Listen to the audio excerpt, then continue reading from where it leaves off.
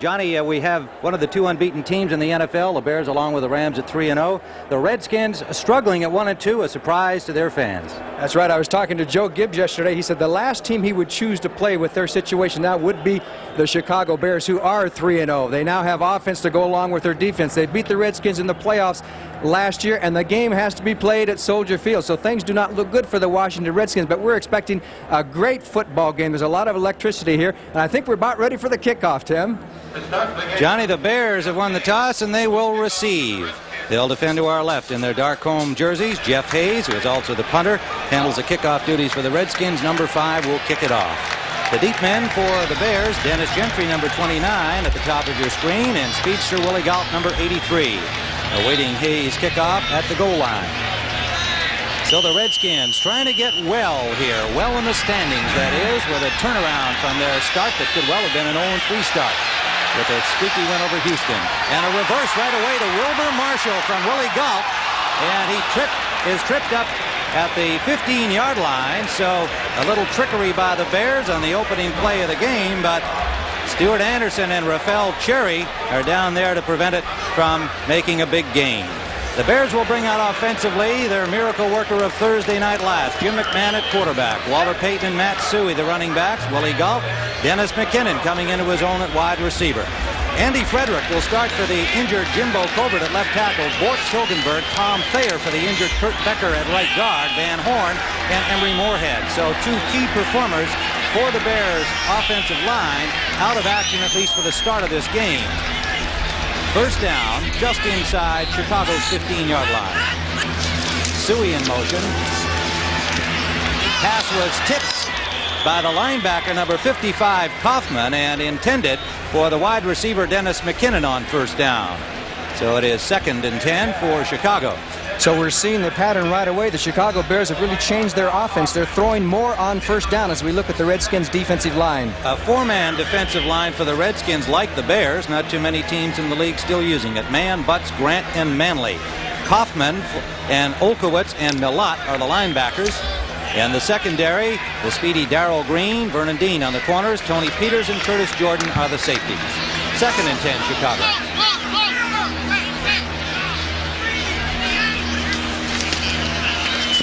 They fake the pass and they give to Payton. Payton in trouble, and McMahon threw a block on Darrell Grant, but Payton will still be dropped for a loss as the Redskins make another outstanding defensive play. Charles Mann made the tackle. And a loss of 2 results, so it is 3rd and 12. You know, the Washington Redskin defense hasn't really played all that badly so far, even though they are 1-2. They rate statistically very well in the NFC, but the big thing is they haven't created the turnovers. As you know, Tim, they only have 1 interception and a total of 2 turnovers, so they're really minus 10 in that category, and they've always been great at turnovers. It's been a severe problem for them and a factor in their losing 2 of their first 3. 3rd and 12 for the Bears. A flag down. Rolling is McMahon. Upfield, a wobbly pass out of bounds. The intended receiver, Ken Marjoram, well covered, fell down out near the 40-yard line, but the pass was nowhere near him. So the Redskins stifle the Bears' offense, but a flag on that 3rd down play. Offside is the preliminary signal against Washington. Bob Frederick, our referee, with his first call of the afternoon.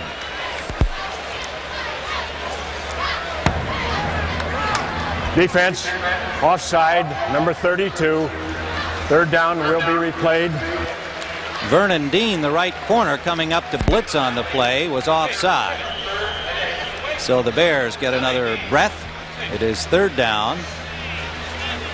And about 7 to go. The ball is at the 17-yard line. The Redskins have not run into penalty problems. Turnovers, as we have mentioned, have been their severe deficiency in the first 3 games. Cherry and Wilburn, the rookies, are in the backfield of the secondary of the Washington Redskins. 3 wide receivers for the Bears out of the shotgun. McMahon has time. Upfield for Marjoram. Can't hold on. A diving attempt by Ken Marjoram, number 82. Darrell Green had the coverage, but Marjoram could not hold on to the football, so the Bears will punt. Well, that's what he's noted for, his great catches. He actually had the ball, but when he hit the turf, it bounced loose. As Jim McMahon noticed how thick he looks in the waist. That's not overweight, fans. That is the fact that he wears that that heavy rib cage protector because he had that kidney injury last year. He also has the neck injury and has been banged around in his short NFL career. Ken Jenkins awaiting the punt of Maury Buford. Buford, number 8 for the Bears, standing at the 4-yard line of Chicago. Jenkins, a former Detroit Lion, at the 45 of the Washington Redskins. Buford's wobbly punt comes up short. And Jenkins will let it bounce. It takes a Chicago bounce and rolls to the 41-yard line of the Redskins. So Washington will get their first offensive possession, a 42-yard punt by Buford. Joe Theismann will bring the Redskins out. John Riggins will start at the running back spot. The receivers are Monk and Muhammad. The tight ends Warren and Didier. And across the front, Joe Jacoby, Russ Grimm, Rick Donnelly for the injured Jeff Bostic still in that role. R.C. Thielman gets the start today ahead of Ken Huff alongside Mark May. Thielman acquired from the Atlanta Falcons in the somewhat controversial deal for receiver Charlie Brown, making his first start today. First down, Redskins. Good field position. Out of the eye. Riggins met at the line, breaks a tackle, and carries Bears for a 6-yard pickup. Wilbur Marshall finally wrestled him down.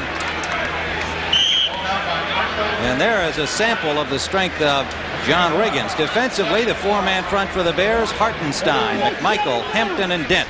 Hampton coming off knee surgery and feels that he's almost there, but they still don't practice him every day in practice during the week. Wilson, Singletary, and Wilbur Marshall with Richardson and Frazier on the corners. Sean Gale for the injured Dave Dewerson with Gary Fensick at safety. Riggins again on 2nd and 5, picked up about 2. Richard Dent, number 95, tripped him up. So the Bears hurting a little bit. We gave you 2 offensive substitutions for them, and Sean Gale for the injured Dave Dewerson defensively. The Redskins are without linebacker Monty Coleman, a key figure in their nickel defense particularly. He's on injured reserve with a hamstring pull. And, of course, Ken Coffey and Jeff Bostic are still out with injuries. And the refrigerator man, 320-pound William Perry's in that defensive line now for the Bears. Let's see what the Redskins do on this third situation. Quick pass is complete to the tight end Didier, and he has the first down for Washington. Gary Fensick made the tackle at the Bear 45-yard line. An 8-yard gain and a first down. Good heads-up play by Theismann because the Bears came with the blitz. Singletary up the middle. Theismann with the quick pass out to Didier. Gary Fensick had to come over from his safety spot to make the tackle. A first down for the Redskins, who obviously are going to try and control this game on the ground, try and develop, even though they have rushed very well, or pretty well this year. They haven't come up with the big plays, but they're going to try and control the ball. First down at the Bear 45, opening offensive possession for Washington. Riggins again, good hole, and he's met by the linebackers at the 42-yard line of the Bears. Cliff Thrift, number 52, acquired this year on waivers from the San Diego Chargers by the Bears, and Buddy Ryan, the defensive coordinator, likes what he's seen and has worked him into the defense. And that defense today includes 4 linebackers in some situations, as we just saw there. A little bit of a change for the Bears defensively. Joe Theismann, 30,000 career passing yards in his 12th season in the NFL, and making his 64th consecutive start. Riggins barrels for the first down. John Riggins with a big hole out the right side behind Thielman and May. Singletary and Fensick for the Bears, 50 and 45, made the tackle. Good heads-up running by Riggins, number 44, as Otis Wilson, 55, blitzed from the outside. Riggins came inside the trap. The trap went on the linebacker, and Riggins just muscled his way through. He told Coach Gibbs this week he wants to play a little bit more. As you know, he's been splitting the duty with George Rogers, and Riggins there with a nice individual effort. He's over 10,000 yards rushing, 5th on the all-time list. And let me tell you something. When you're 36 years old, running in the National Football League still, you got to be some kind of runner. And he's off to a good start, averaging 4 yards a carry. Singletary injured on the play. We'll be back in a moment. A scoreless football game at Chicago. Tim Ryan with Johnny Morris at Soldier Field. You're looking at Mike Singletary. one of the top linebackers in football, injured on the last play, replaced by second-year man Ron Rivera. And the Bears continue to go with 4 linebackers. They have 4 down linemen. They've also made a change there with McMichael playing on the left defensive end and William Perry, the rookie from Clemson, at the right tackle spot with Hartenstein out. So quite a few shuffles here by the Bears defensively. The Redskins offensively have the football, and rolling out to his right is Theismann. He is dropped just over the line of scrimmage by Richard Dent. And that might have been a broken play. It looked like there was a little hesitation at the start here. And watch 95, Richard Dent. He comes from the other side of the line here, just comes right down the line, and he takes a shot at Joe Theismann as there was a little bit of a mix-up. Theismann senses him coming and dips under just before the hit. And that's one thing that Joe Theismann is so good at. He's so good at many things, but he knows how to avoid that big hit. No gain on the play, however. 2nd and 10. You actually saw John Riggins throw a block. Singletary is back in for the Bears. Here's Riggins, the runner. Non-Pere for his size and age. He gets to the 31-yard line. Steve McMichael, number 76, and Gary Fensick, number 45, combined on the big man. And did you see who hit him? William Perry, 320 pounds, hit Riggins, and Riggins bounced off it and got an extra 2 or 3 yards. So I'd say Riggins still has a little power. There he is, the refrigerator man. 3rd down play for the Redskins, and they send in Keith Griffin and the 3rd receiver, Gary Clark. Clark, 84, Griffin, the running back, number 35. Clark in motion. Up the middle, wide open, the tight end. That's Didier for another Washington first down to the 21-yard line with Fensick making the tackle for Chicago. Clint Didier, the former pass-catching mate of Neil Lomax at Portland State. And the key here was the man in motion. Gary Clark went outside. Didier waited for him to clear outside, and then Didier came up over the middle, and it was Gary Fensick, 45, who had to make the tackle. Clint Didier, who catches a touchdown almost every 4 catches, so we'd have to say he's a clutch receiver. Good speed for basically a tight end. First down, Washington threatening here in the first period. 8:30 to play. Their first offensive possession. Good protection for Theismann, the corner, and it is incomplete. Intended for Kelvin Muhammad, number 89, right at the goal line. On the coverage was Mike Richardson, number 27. Theismann 2 out of 3 passing, and this one was nearly perfect. One-on-one, he just put it up and let the 2 guys go after it, and Muhammad almost made a circus catch here. He's got the outside position on Richardson, came down. I don't think he would have had both feet in it had he hung on to the ball. So the Redskins still on the move. It was a long afternoon for Muhammad last week. Oh, he did sure not catch a pass. He had a couple of drops. He ran a couple of wrong routes. Believe me, he wants to have a big day today.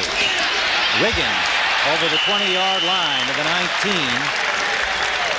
Gained about 2 yards. It'll leave 3rd and 8 for the Redskins.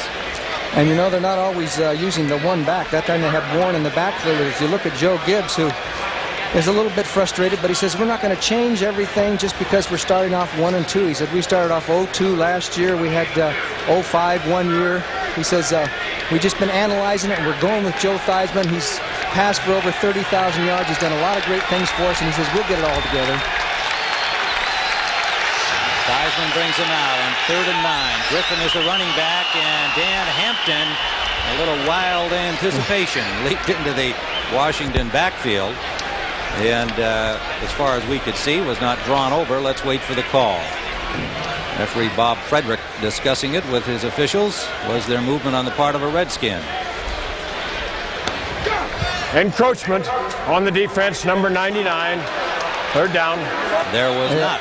Well, you had to figure that was the call because nobody else came across or moved at all except Hampton. And boy, he was the first one back there, wasn't he? There was an inviting hole for him there. He was going to make sure he got into it. So it is 3rd down. And about 4 yards, a long 3. Keys has come in on the front, number 98. Gale and Phillips have come into the Bears secondary, 23 and 48.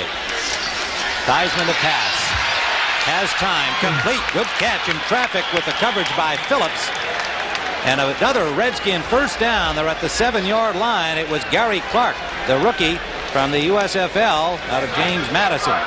Good pass protection for Theismann, who waited for Clark to come right across the middle. He only had a step on Phillips, but Theismann put it right there for the first down. Key play by Joe Theismann, who, as you know, is off to his slowest start. He's only completed 49% of his passes, but boy, he was all confidence yesterday. It's hard to knock Joe Theismann's confidence.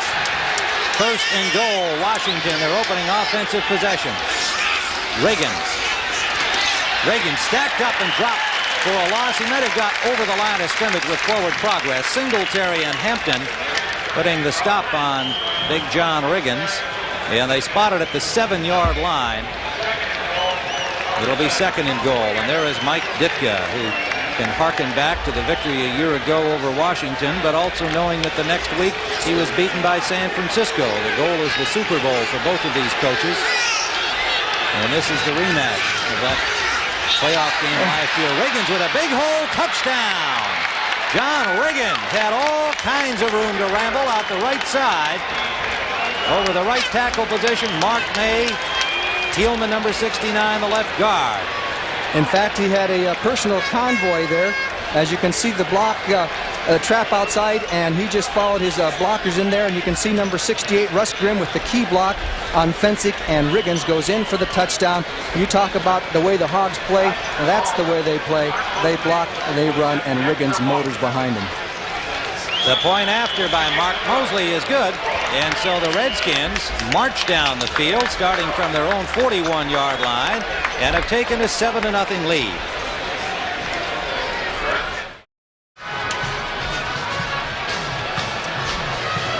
Okay, you talk about offensive line blocking from the offside. This is Grimm and Jacoby right here, both pulling from the left to the right through a gaping hole.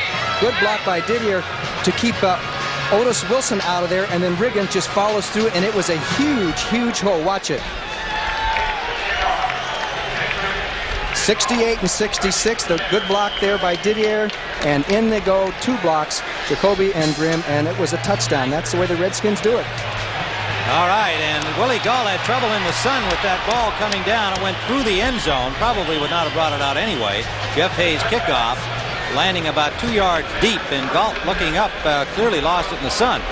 So the Bears will start for their second offensive possession from the 20-yard line. The Redskins going 59 yards in 13 plays, an impressive opening drive, using up 7:24 on the clock.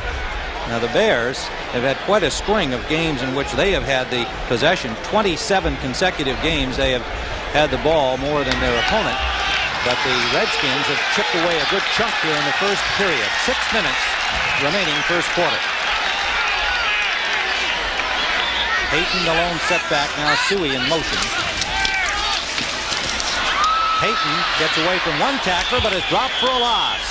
And it was Darrell Green coming up from the corner to make the tackle. The pressure came from Butts and Manley on the initial charge by Payton straight ahead. So the fired up Redskins, now the defense doing the job. Yes, it was really Dexter Manley, number 72, who got across and forced Payton to go wide. And Manley's the man who spoke a little bit out there earlier this week about knocking Payton out of the game. He got a lot of flack from that, and the Chicago Bears have kind of jumped on that as their psychological advantage.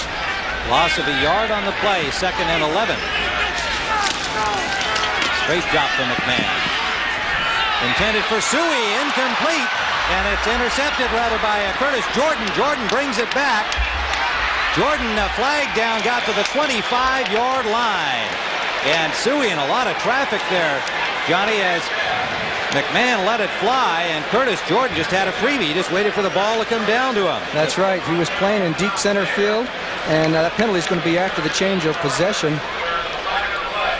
And it's going to be Washington's ball. Curtis Jordan just played way out in center field, and I think the mistake here that Jim McMahon made was watching his receiver all the way. Personal foul, clip on the return, number 75, and it will be a first down and 10. We'll see it again. Now you can watch Curtis Jordan. He's dropping way back. See, McMahon is watching Matt Suey all the way. His head is looking straight down the middle of the field, and Suey runs right into all the coverage. Look at all those Redskins, and Curtis Jordan had a gimme, and he took it back. Washington has the ball and a chance to go up by 2 touchdowns, and that's a key for the Redskins. They are a much better football team. Wouldn't you agree, Tim? when they're ahead, when they can get on top of you. They're not as good from coming from behind. Curtis Jordan's second interception of the season for the team, his first of the year. Well, the way their defense has stopped the Bears, I would agree with you totally if they can continue that. Riggins on first down, picked up about a yard, tripped up by Singletary. Jordan's 18-yard return of the interception nullified by the clipping penalty against Dave Butts, but nonetheless the possession in Bears territory at the 42. No gain on that play, as we see Jim McMahon got to be talking to himself about why he released that ball into a bevy of Redskins. And the opportunity for Curtis Jordan to come up with the pickoff. 2nd and 10. See whether that information holds up on this series. What a catch by Monk. He dropped the ball, and it is ruled incomplete. Marshall picked it up. The crowd here thinking that it should have been a reception and a fumble recovery by Wilbur Marshall. Leslie Frazier put the hit on Art Monk, and it is ruled incomplete. A circus try by Monk. Had the ball in the air, but didn't have it when he came down to the ground. And an injured player for the Redskins is number 69, R.C. Thielman. Okay, and that is the key as to whether Monk, as you'll notice, Theismann kind of throws into the coverage. A linebacker almost tips it. He makes a super grab, and then there's the contact. And when he comes down, boom, the ball is jolted loose. I'd have to say that it's a correct call by the officials. 4:26 remaining first period. The Redskins 7, the Bears nothing. There's R.C. Thielman, the former Pro Bowler acquired from the Atlanta Falcons, off with an injury. Ken Huff has come in to replace him. 3rd and 10. Theismann under pressure. Finds some room and hits his man. It'll be close to the first down. That is Gary Clark, the rookie wide receiver, number 84. See where they mark it. The Bears went with a normal 4-man rush that time, and that allows Theismann, he can a little time to survey the situation, runs out of the pocket, could have run up the field, but decided that Clark was deep enough that he thought he had the first down, but he's not quite there. It's going to be 4th and short as Leslie Frazier knocks Clark out of bounds. So here it comes, 4th and 1 at the 33-yard line. Perry and Quiff and Rivera have all come in defensively for the Bears on 4th and short. Riggins with Wansley, and it's Riggins. Riggins off the left side is hit at the line of scrimmage. It'll be close. The forward progress may have him there. The crowd aroused on the hit by Marshall and Richardson, but will wait for the mark.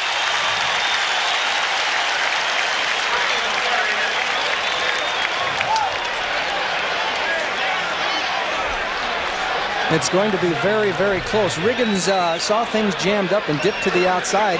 There were no blockers there. It was a case of 2 bodies against 1, and it's going to be very, very close. Riggins has been bothered with a sore back and the flu and so on, and they are stopped short, it would appear, by just a few inches. So the Bears defense has held the Redskins. 4:12 to play, first period. It'll be Bears football when we return. They trail 7-0. A lift for the Bears offense from this group. The Bears defensive squad that just stopped Washington, 4th and short at Chicago's 32-yard line. First down, Bears. They trail 7-0. Payton and Suey are the running backs. A long count. Straight ahead is Matt Suey, picking up about 2. The center of that defensive front of Washington converging on the play. At the bottom of the stack, Dexter Manley, number 72. It will be 2nd and about 8. We have a full house here at Soldier Field, about 65,000 fans. The Bears' 9th straight sellout, but that pales in comparison to Washington. I think Washington has 143 straight sellouts. That's what you call support of your football team. 2nd down and 8. And they shift to the I formation. Galt out to the right, McKinnon to the left. They fake the pitch. Inside is Suey. Suey is straightened up by linebacker Rich Millot, number 57.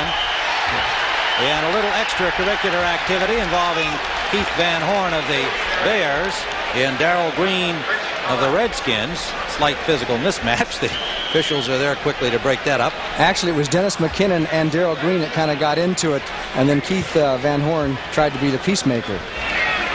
Third down, a long 4 for the Bears out of the shotgun, and they give it to Payton.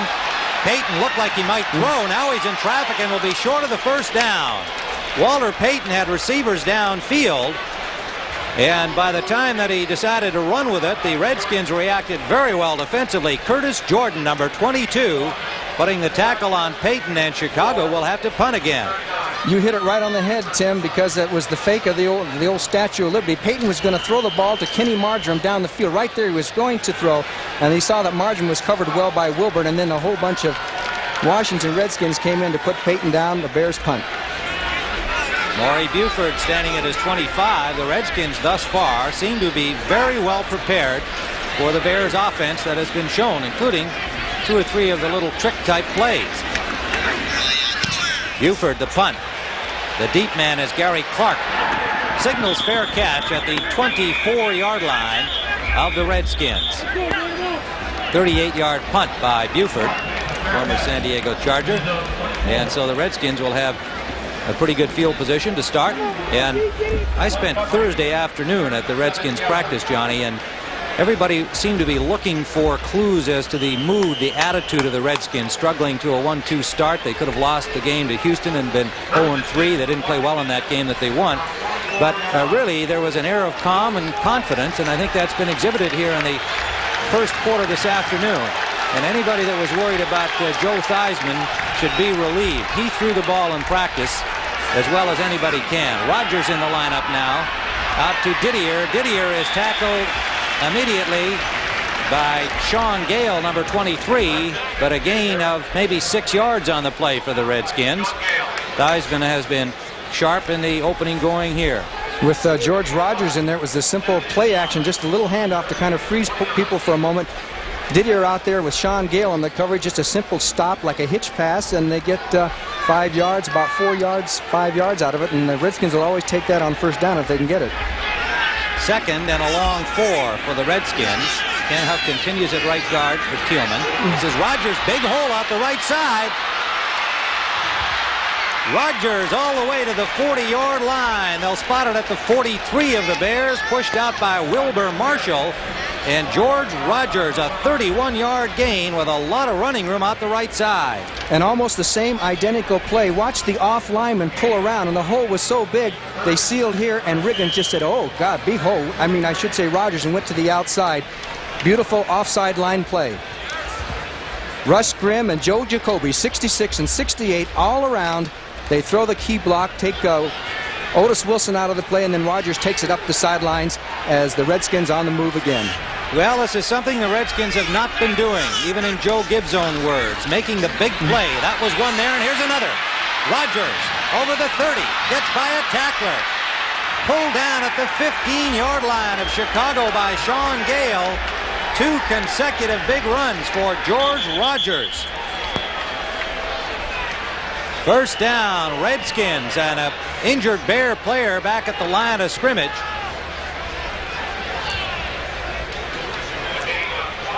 Well, basically what they did again was the same thing. Here comes Jacoby and Grimm. It was a counter play where Rogers jabbed his step to the left. Otis Wilson was blocked, and Rogers, and Gary Fensick doesn't miss many tackles, but he did there as Rogers just kind of gave him the double footwork and went right on down the field. The Redskins on the move, whether it be Riggins or Rogers. The first down will be at the 14-yard line. There are Rogers' numbers for this season, averaging 5.1. He and Riggins have had about equal time carrying the ball. Joe Gibbs told us that he would start Riggins, and then he would go with what he called the hot man, the hot hand. And right now, he's going to have to stick with Riggins with the Rogers for a while. Here is Otis Wilson, the injured Bear player, on that last play, being assisted off, but he looks like he's okay. He's the man that's been coming across the line of scrimmage and taking the brunt of all those linemen coming his way. And I think the real key for the Redskins has been the counter, the jab step. That's always been in their repertoire, but it seems to be working particularly well against the Bears, who are aggressive on defense, and they'll charge with that first move. And if you get them charging half a step one way or just to hesitate, you know, that can really set up, and they have set up the same play 3 or 4 times. Rivera has come in for Wilson, and they now have that 4 linebacker alignment that Buddy Ryan, their defensive coordinator, introduced this week in practice. Cliff Thrift with Singletary, Rivera, and Wilbur Marshall. The Redskins have an impressive record when they get out in front. The point you made earlier, Johnny, about they're harder to beat when you're coming from behind against them. They protect the leads well, and they have an opportunity again here. Rodgers one more time. This time Dan Hampton slashes through and drops him for a loss of about 6 yards. They'll spot it at the 19-yard line. We'll call it a 5-yard loss. Okay, now what you have to watch here is Dan Hampton. He said he wasn't going to go for that counter, and he was going to come across the line of scrimmage and follow these linemen when they go this way so that he could get in the play. Now watch what he does. He's actually the man to the left there. Here he comes, 99, comes through, decides to go where the pulling linemen go, and number 99, Dan Hampton, on the tackle. It is 2nd and 14. Play action. The pass complete to Art Monk. Got maybe 4 yards back to the initial line of scrimmage. On the coverage, Mike Richardson, who put the hit on him immediately, number 27. Monk had a big day last week against the Eagles in the losing cause with 7 catches. And he's off to another fine start. Here's a man who broke my partner's heart last year as we come to the end of the quarter, as he broke the record Johnny Morris held for the NFC in receptions for a season. The new NFL leader at 106 for a season, Art Monk. We'll be right back. 3rd down and 10 at the Bears' 14. Quick pass to the corner. Incomplete, intended for Calvin Muhammad. Thrown a little high. The coverage was good by Frazier. And Theismann appeared to lob it up a little higher to give Muhammad some kind of chance at it, but he really didn't have much of an opportunity. The Bears went into their famed 46 defense, which is named after a former player, Doug Plank, who was number 46. But with an odd alignment, and they just blitz linebackers, and Joe Theismann, and everybody knows that when that happens, you got to get rid of the ball quick, and that's what he had called. So he had the right play call, but it was well covered. So the field goal try by Mosley from the 22-yard line. Dead in front of the posts, and the Redskins extend their lead. A 32-yard field goal by the veteran Mark Mosley. We're just underway in the second quarter. Washington 10, Chicago nothing. Tim Ryan and Johnny Morris back at Soldier Field, where Mark Mosley's 32-yard field goal has extended the Redskins lead 10-0 over the Chicago Bears. The Bears, Johnny, have 2 yards of offense to this point. They have been stymied by the Redskins defensively, plus the Redskins have used up the clock on 3 possessions. And it is Willie Gault taking Jeff Hayes' kickoff. Gault in full flight.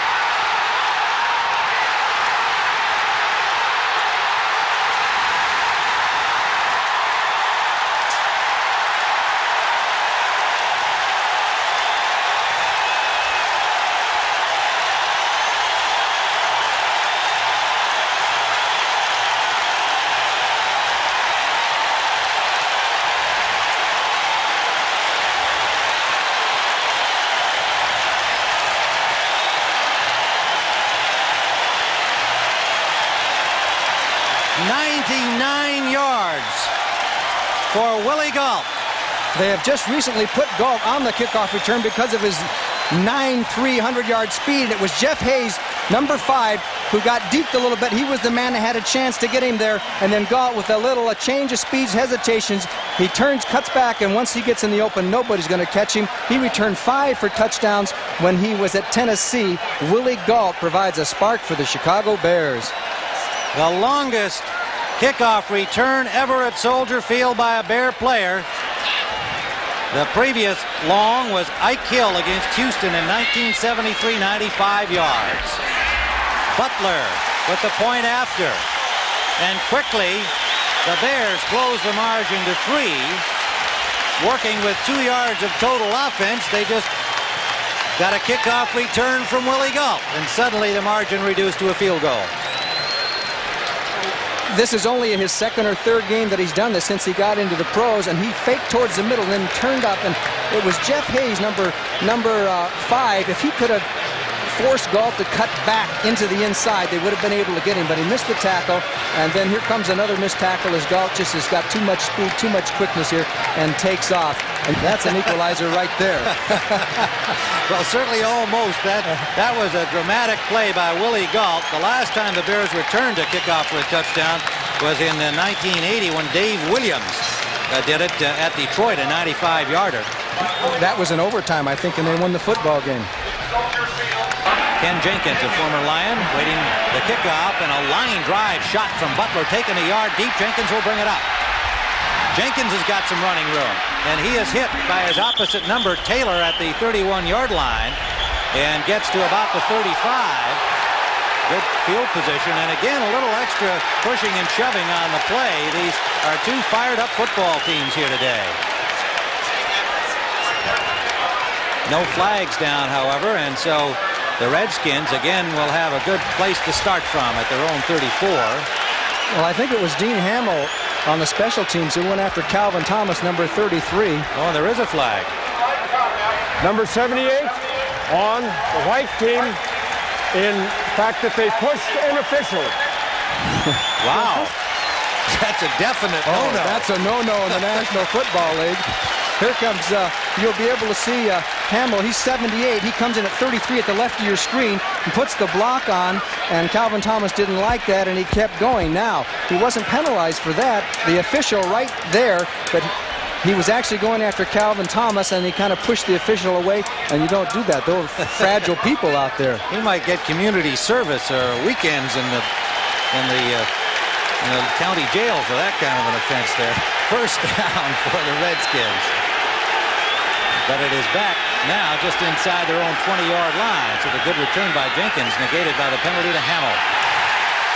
And the Bears, Richard Dent came flying in with Wilson right behind him to put the stop on Rodgers, number 38. And the key was Otis Wilson. He went over number 68, Russ Grimm. This time, Otis Wilson, 55. Now watch him leap over the block by Russ Grimm and make the tackle. Otis Wilson says he wasn't going to get blocked on that same play again, and that time he made a super play. I miscalled that, gave that arm move there to Dent 95. It was Wilson 55. Second and 11. Rodgers again trying the left side. The Bears shut him down.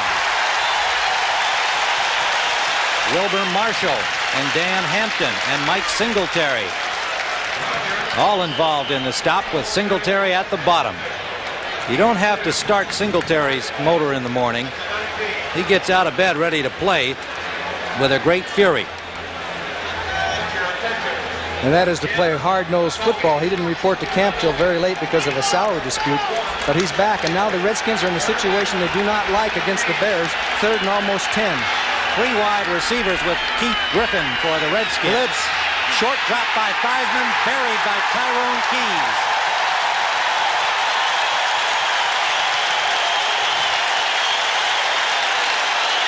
Last year's #1 defense, currently #1 against the rush, but only 13th overall, showing some of last year's style. They brought everybody but the kitchen sink. As Sean Gale, 23, took up 2 linemen, and Tyrone Keys was there. There were just not enough blockers to block all those Chicago Bears coming. But the Redskins got confused on their blocking, and that's what the Bears try and do. And Theismann had no chance to get the ball off. The Bears sacked him 7 times in that playoff game last year.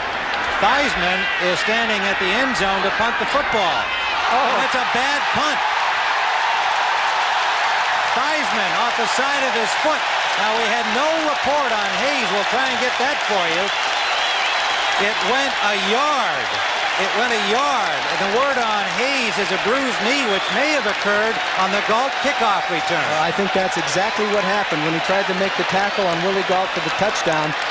He was injured, and Joe Theismann had to punt. He wound up with a 1-yard punt, and you talk about a turnaround in a football game. Okay, here's Theismann, one of the few single-bar players left. His form looked pretty good there, but he dropped the ball, and it came off to the right and went off the side of his foot. The Redskins are in some trouble now. So Chicago with an enormous opportunity. First down at the 15-yard line. Theismann forced the punt and hasn't punted. We're going to try to find out. It's been some time since he's had to punt. McMahon in difficulty. Gets the ball off. Touchdown! McKinnon.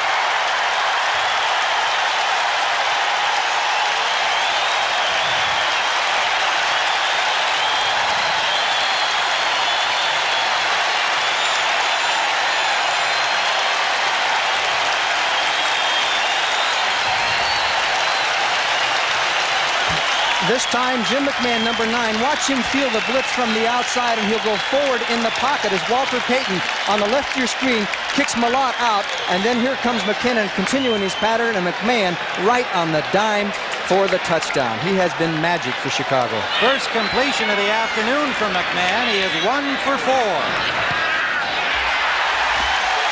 Butler with a point after. And the Chicago Bears striking suddenly with a kickoff return by Galt, the miscue by the punter Theismann, and the Bears lead 14-10. Tim Ryan and Johnny Morris back at an electric Soldier Field where the Bears have taken the lead 14-10, a 14-yard touchdown pass. McMahon to McKinnon. McMahon's first completion after a 1-yard punt by Joe Theismann. Butler's kickoff right back to the end line where Ken Jenkins, number 31, made the catch but did not think about bringing it out. So Washington will start first down from their own 20-yard line. Well, we have been able to determine that Theismann has never punted in the NFL. Of course, those of you who remember his college days at Notre Dame know that he was a punter there. He went up to Canada, played with the Toronto Argonauts, and did some punting there in the Canadian Football League. He is listed as their backup punter for Jeff Hayes because of his talent. But however, I did not see him practice on Thursday. I don't know how often that he actually practices punting. And he'll wish now that he had done a little more of it. This is Rodgers. Stopped right at the line of scrimmage. And with his forward progress and effort, perhaps a 2-yard gain. We'll see how they spot it. 230-pound Heisman Trophy winner George Rodgers. Fans were ready for this game today, hoping that their Bears can go 4-0. The last time they did that, I think you were still playing, Johnny. It's been a long time since they, I think 63 when they won the World Championship in 1963. 2nd and 9, Washington. Rodgers again, out that right side where they've had some success. He picks up 3, maybe 4 yards. Wilson and Gale are there, and Mike Hartenstein with the initial contact, number 73. The Bears are into their 46 defense. 3rd down and 5, Washington. Theismann hit, the ball is loose. Recovered by the Bears, and it will be ruled a fumble. Hampton came up with the ball, and it was Richard Dent who got a hand on Theismann before he could raise his arm and get into forward motion, which may have resulted in an incompleted pass, but he did not get the arm going forward. Let's watch. It will come from the left side of your screen. Wilbur Marshall, 58 blitzes, and you'll see Richard Dent is on the outside, way to the outside. Marshall gets blocked, but he gets from the outside, and does Theismann's arm go forward? It does not, as Richard Dent knocks the ball loose. Number 95, the Bears recover, and you talk about a game that has turned around in a moment's time. And so the Bears find themselves again deep in Washington territory at the 22-yard line. First down out of the I formation. McMahon wants to throw to the corner for Galt. It is tipped away by Darrell Green, number 28, who had perfect coverage. A flag down on the play, downfield, away from the ball. Darrell Green, who moves all over the field to cover Willie Galt. Wherever Willie Galt, number 83, goes, that's where Darrell Green, because he's the one guy who has the speed to run with Willie Galt. But there is a penalty. Defensive holding, number 55. First down. Mel Kaufman charged with defensive holding, evidently on one of the receivers downfield. Not Galt, but an off receiver. They'll take the penalty, but Jim McMahon had to take some punishment along the way after he gets this pass off. Now watch as he fires for Galt, and here comes Darrell Grant, number 77, to put a hit on him. Calvin Thomas in at fullback for the Bears, number 33. Out of the pro set. Give us to Thomas. Thomas gets to the 15-yard line, a pickup of about 3 yards. Calvin Thomas from Illinois in his 4th year, signed as a free agent in 1982. Backs up Matt Suhey at the fullback position. And the word on Hayes was a bruised knee, as we mentioned earlier, and that forced Theismann to punt. We'll find out whether Hayes is going to get back into the action. Theismann will be getting his punting practice during this game. I don't think the Redskins will kick off to Willie Galt's side anymore either the rest of this game, do you? Well, I rather doubt it. It is 2nd and 9. Bears in scoring position again. They flare it out to Thomas. He's got some room. Thomas gets to the 10-yard line, and Curtis Jordan, number 22, closed on him well, but not before Thomas got inside the 10. He'll be short of the first down by about a yard, a 6-yard pickup. Well, obviously, this is a key defensive stand for the Redskins because, I mean, this game is still close at 14-7. And as I said, when again, there's Richie Pettibone, the defensive boss of the Washington Redskins, a former Chicago Bear who used to be lean and mean. He's not so lean and mean, but I'll tell you what, he knows football. That's a former defensive back. 3rd down. He had about a yard and a half, it would appear. 372. Big play for the Bears here. Let's keep this drive going, and it's out to the tight end. Moorhead, touchdown.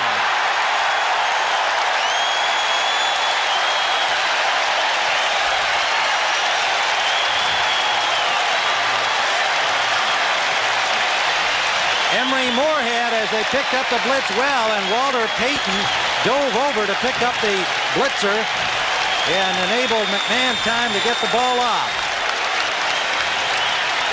Okay, McMahon is Emery Moorhead is way over here at this side of the screen here, and you'll see the wide receiver come down and clear, and then he goes out and in, and the coverage was inside. There was a blitz here that the Bears picked up. Now take a close look. And we'll see that play after the point after by Butler. So the Bears extend their lead, having turned 2 Washington miscues into scores. Okay, fans, here was the blitz man, Tony Peters, as he comes through. McMahon had to get rid of the ball in a hurry, but you're going to see Moorhead go in outside, but the wide receiver was the key. McKinnon came across to clear the zone, and McMahon just hit Emery Moorhead out there. Let's take a look at it. Here comes Peters up the middle. He's tried to get a hold of McMahon. Walter Payton makes the block, and there's Moorhead to the outside, into the end zone. Coverage from the inside, no chance. Once they picked up the blitz and got Tony Peters with Walter Payton, McMahon was in great shape because they had a one-on-one situation on the short yardage. The veteran tight end Emery Moorhead, 9-year man from Colorado, making the catch for the score. 2 touchdown passes for McMahon, who is 3 of 7 now, with 2 touchdowns and an interception. And another bouncing kickoff fielded by Jenkins at the goal line. He'll bring it up. Ken Jenkins, a flag is down. Jenkins gets knocked forward over the 30. Another flag is down. 2 flags on this kickoff play. A 30-yard return for Ken Jenkins. Thomas Sanders, reserve rookie running back for Chicago, made the tackle. And these penalties on the special teams are really important because instead of having field position, I'm assuming it's against Washington, it appears to be, at the 25 or 30-yard line, they got to go way back and start from the shadow of their own goal post, and that makes it tough. We had an illegal block, number 92 on the kick return, and we had offensive holding on the kick return, number 58. And our spies back in New York have called down to the Golden Dome at Notre Dame to find out if Joe Theismann ever punted for the Fighting Irish, and the word came back, no. First down, Redskins. Rodgers hit and dropped for a loss. Richard Dent, number 95, a thorn in the side of the Redskins in the playoff game a year ago, makes another big defensive play. He got there almost as fast as the ball came. He comes from the right of your screen as the Redskins were going to try and counter back on his side. 95, Richard Dent made the hit, and then some more Chicago Bears came in to trap George Rodgers, and the Redskins are back at their own 3-yard line. It'll be second and nearly 17 yards, working from the shadow of the goal line. Joe Theismann. It's been a rocky start after the Redskins have taken the early lead. That is Clark, Gary Clark, gaining about 6 yards back near the original line of scrimmage before Frazier and Fensick put the stop on him. The Bears are doing something very interesting. When they go into their 46, they have a linebacker out there on Didier or Warren all by themselves as a wide receiver. A linebacker trying to cover of kind of a speedy tight end, if it's Didier, is a very difficult job. But the Bears do it because they put the blitzes on, and they figure that the Redskins don't have time to take advantage of it. Clark's forward progress got him to the 15, leaving a 3rd and 6. 3 wide receivers for the Skins. Theismann to Clark again, couldn't hold on to the ball as he was hit by Richardson, number 27. Ball a little behind him, and then when Richardson made contact, Clark could not hold on, so Washington will have to punt. And it's not going to be Theismann. It's going to be Jay Schrader, the backup quarterback from UCLA. Now, he is not listed on their 3-deep sheet as the backup punter Theismann is, but it's going to be Schrader. So the injury to Hayes is going to turn out to be a huge factor in this football game. I'm sure he wants to play in this football game, but not as a punter. Not standing at his own goal line either. And now the Redskins changing their blocking scheme here on the punt, so that's going to add some more nerves to Schrader. And Schrader kicks a high, short punt, comes down at the 35, is down there and rolls forward to about the 48-yard line, but it'll be brought back to where the Redskins initially made contact with the ball, and that is at the 36-yard line. So Joe Gibbs has got to be wondering how he can possibly make up for this turn of events here. They make up for the loss of Hayes with 7:27 to go in the first half. The Bears leading 21-10 and again have the ball in Washington territory. There he is talking to Joe Theismann, going over the game plan. It's a little early to change the game plan. They're down 11. That's not insurmountable. On first down, Suey to about the 30-yard line. It'll be a gain of nearly 7. Manley and Olkowitz on the tackle. Look at Buddy Ryan, the defensive coordinator of the Bears, organizing things for the next series of plays. It is 2nd and a long 3 for Chicago at the Washington 30-yard line. 2 short punts have given them yet another scoring opportunity.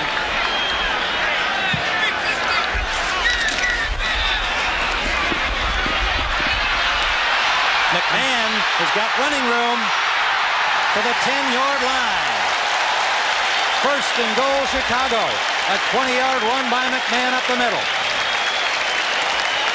Vernon Dean finally put the stop on him.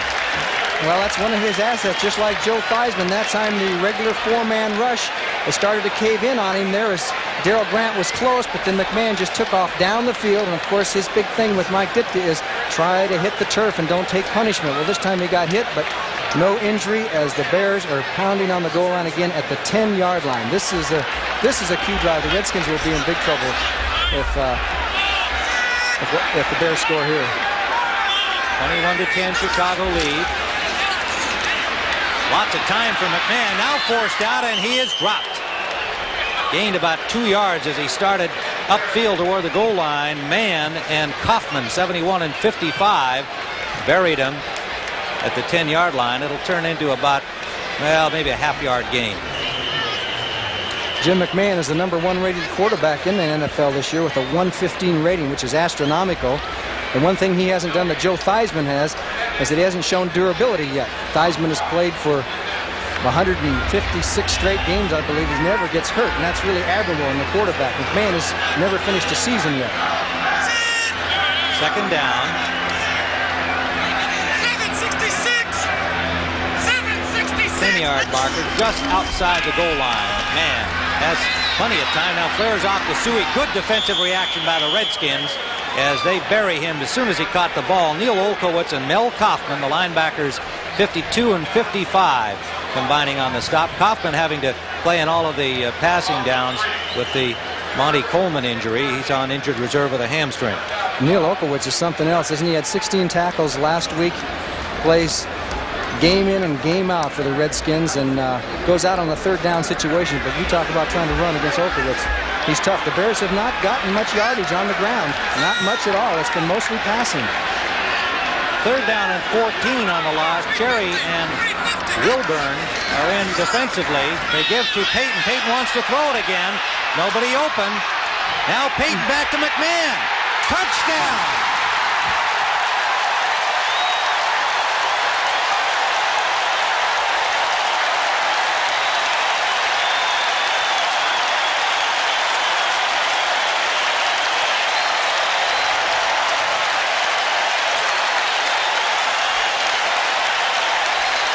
An unbelievable play, and what a catch by Jim McMahon.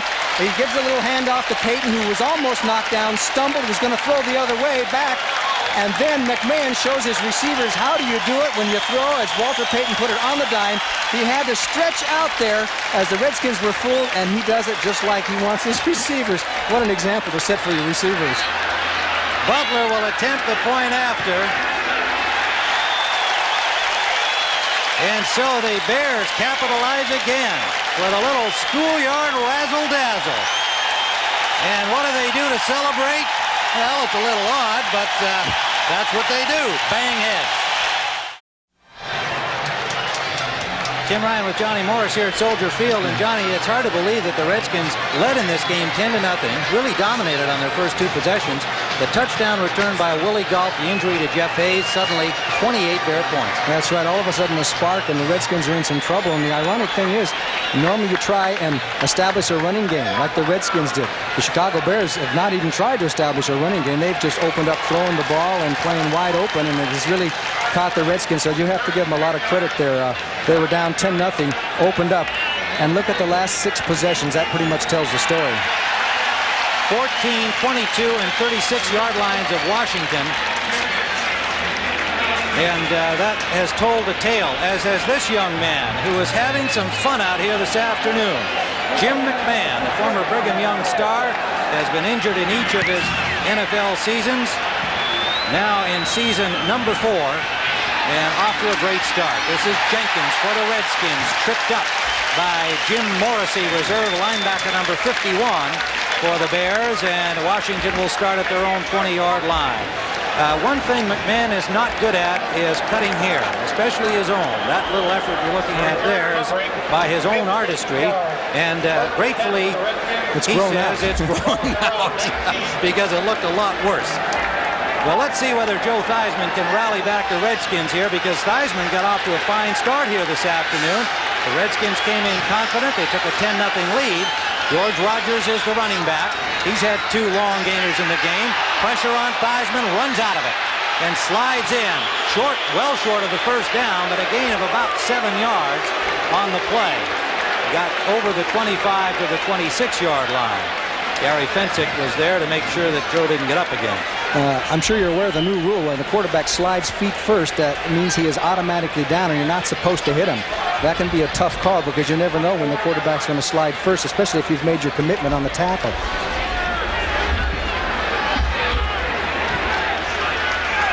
Five-yard gain credited to Theismann. 2nd and 5. Didier, the tight end, comes wide right. They'll show you all kinds of looks with their tight end. Here's Rogers with another big hole. Rogers gets a block and a first down out to the 45-yard line. Singletary, number 50, and Fensick, 45, made the tackle, but a 20-yard gain for Rogers, who's been doing some business out the right side. Okay, this was a case where they caught Otis Wilson, number 55, again as he came across the line of scrimmage, and the trap man, Russ Grimm, came over and made the block, and that allowed Rogers to cut inside. There's the block on 55 by 68. Back lie the Redskins at their own 45-yard line. Theismann 7 of 11 for 55 yards, make it 8 completions to the tight end Didier. A pickup of about 4 yards with Sean Gale playing for the injured Dave Duerson. Gale, number 23, making the tackle. Gale, a second-year man from Ohio State. Duerson bothered with a groin pull injury. And there's Joe Gibbs trying to figure out what they can do to get some points on the board before the end of this first half with 2:29 to go. Well, I think they take advantage of the 2:29, go down, nothing spectacular, try and get on the board once before halftime, and they're back in this football game. So there's no big rush right now. But the word on Jeff Hayes, a torn muscle in his knee, and he will not return. So that's a huge factor. They tried to swing it out there in a screen to Rogers, but it was tipped by the Bears defenders. Mike Hartenstein, number 73, got a big paw up in front of Theismann and deflected the ball away. Third down. You know, that was really a decent play. That would have worked very well. The blocking was set up out in front, and Hartenstein just deflected the ball. Little things mean a lot in all phases of life, right? That play for Hartenstein, a heartening thing for him, as last week Keys got into his position and got a little more playing time in for the veteran. So he's looking to make some big defensive plays. Remind everybody that he's the starter. Theismann forced from the pocket. He'll have the first down. Gets into Bear territory inside the 45-yard line. 7-yard gain for Theismann. It's going to be very close because when you slide is where the ball comes down and your body is backwards a ways. So it appeared that he made it very easily, and it's going to be a very close measurement because when he slides, his feet go first, and then where his body hits his back a yard or so. That's an excellent point since they're going to measure here, Johnny. In fact, boy, is that close. Let me put my binoculars on and see if I can give you some advance notice, folks. I would say, boy, it's too close to call. Looks like he might have just made it. And he did. So it's first down for the Redskins, and they'll spot it at the 46-yard line. We have the 2-minute warning sounded here at Soldier Field. The Bears 28, Washington 10. Redskins with a first down on the run up the middle by Theismann. 2 minutes to play, first half. Keith Griffin, number 35, hit by Wilbur Marshall after a gain of about 3 yards. Good reaction by Marshall, the second-year man from Florida. The Bears' #1 choice a year ago. Did not see a whole lot of action in his rookie season with Al Harris, and of course Todd Bell still holdouts from that #1 ranked defense a year ago. Marshall has stepped in and seems to be getting stronger each game in the opinion of his coaches. Second down, a 2-yard gain officially. It'll be 2nd and 8. And there are some revealing statistics about what's happened here in the first half. Play action. Didier can't make the grab. A little overthrown for Clint Didier down the sideline. Redskins will use those tight ends, particularly Didier, as good speed, almost as wide receivers, and that was a sample of it there. That was a time where they had Otis Wilson on him, but they brought Fensick over to help on the double coverage. So here comes a big play for the Redskins, 3rd down and 8, as Gary Clark comes back in the game. Of course, Ken Huff is staying in there at the guard spot with Tiedemann hurt. Number 61, Ken Huff, was drafted before Walter Payton back in 1975. Theismann 9 out of 15 now, just 62 yards here in this first half. On 3rd down, a big play for the Redskins in this game. 2 extra backs in for the Bears, and the pass is down. The pressure on Theismann, moves smoothly away from it. Now dumps it off short to Didier, and he will be short of the first down by about a yard, maybe a little less. Fensick making the tackle on Clint Didier. 1:33 remains first half. And Joe Gibbs telling his team on the field to take the timeout. So it's going to be 4th down and about 6 inches as Theismann did a good job of ad-libbing. The Bears put the blitz on that time. He was able to get out of it, couldn't decide whether to run or to pass the ball, as Didier seems to have hurt his foot a little bit. Well, after their 10-0 lead, things have just been a nightmare here for the Redskins, sparked by the kickoff return by Willie Gault, and on that play, what may be the key happening of the whole day, the one play, because of the touchdown produced by Gault that closed it to 10-7, and the kickoff man and punter, Jeff Hayes, getting hurt on the play. Well, I think the decision is on this 4th down play, they've got to get the first down, and it's only just a few inches. Usually a quarterback, even if the quarterback sneak fails, will get you 6 inches if you just fall forward. Sometimes if you risk the handoff, you can get somebody knifing through, and the back won't get started. So I would say percentages say go with the quarterback sneak and get that first down. Three tight ends in on 4th and short here. They had a little muscle up front. The Bears with an 11-1 record when they take that lead into the locker room. And this is going to be close.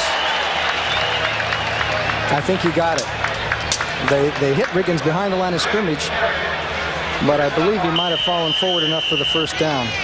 Hampton made the initial contact, but he is now slow to get up in the Redskins backfield, limping back to the line of scrimmage, number 99, as we wait for the official measurement. Boy, you talk about close measurements. This will be closer than the one we had last time. There's Hampton. Of course, he's coming off the knee surgery and hasn't been really 100% through the first 3 weeks of the season. Big measurement here, obviously. And it is just short.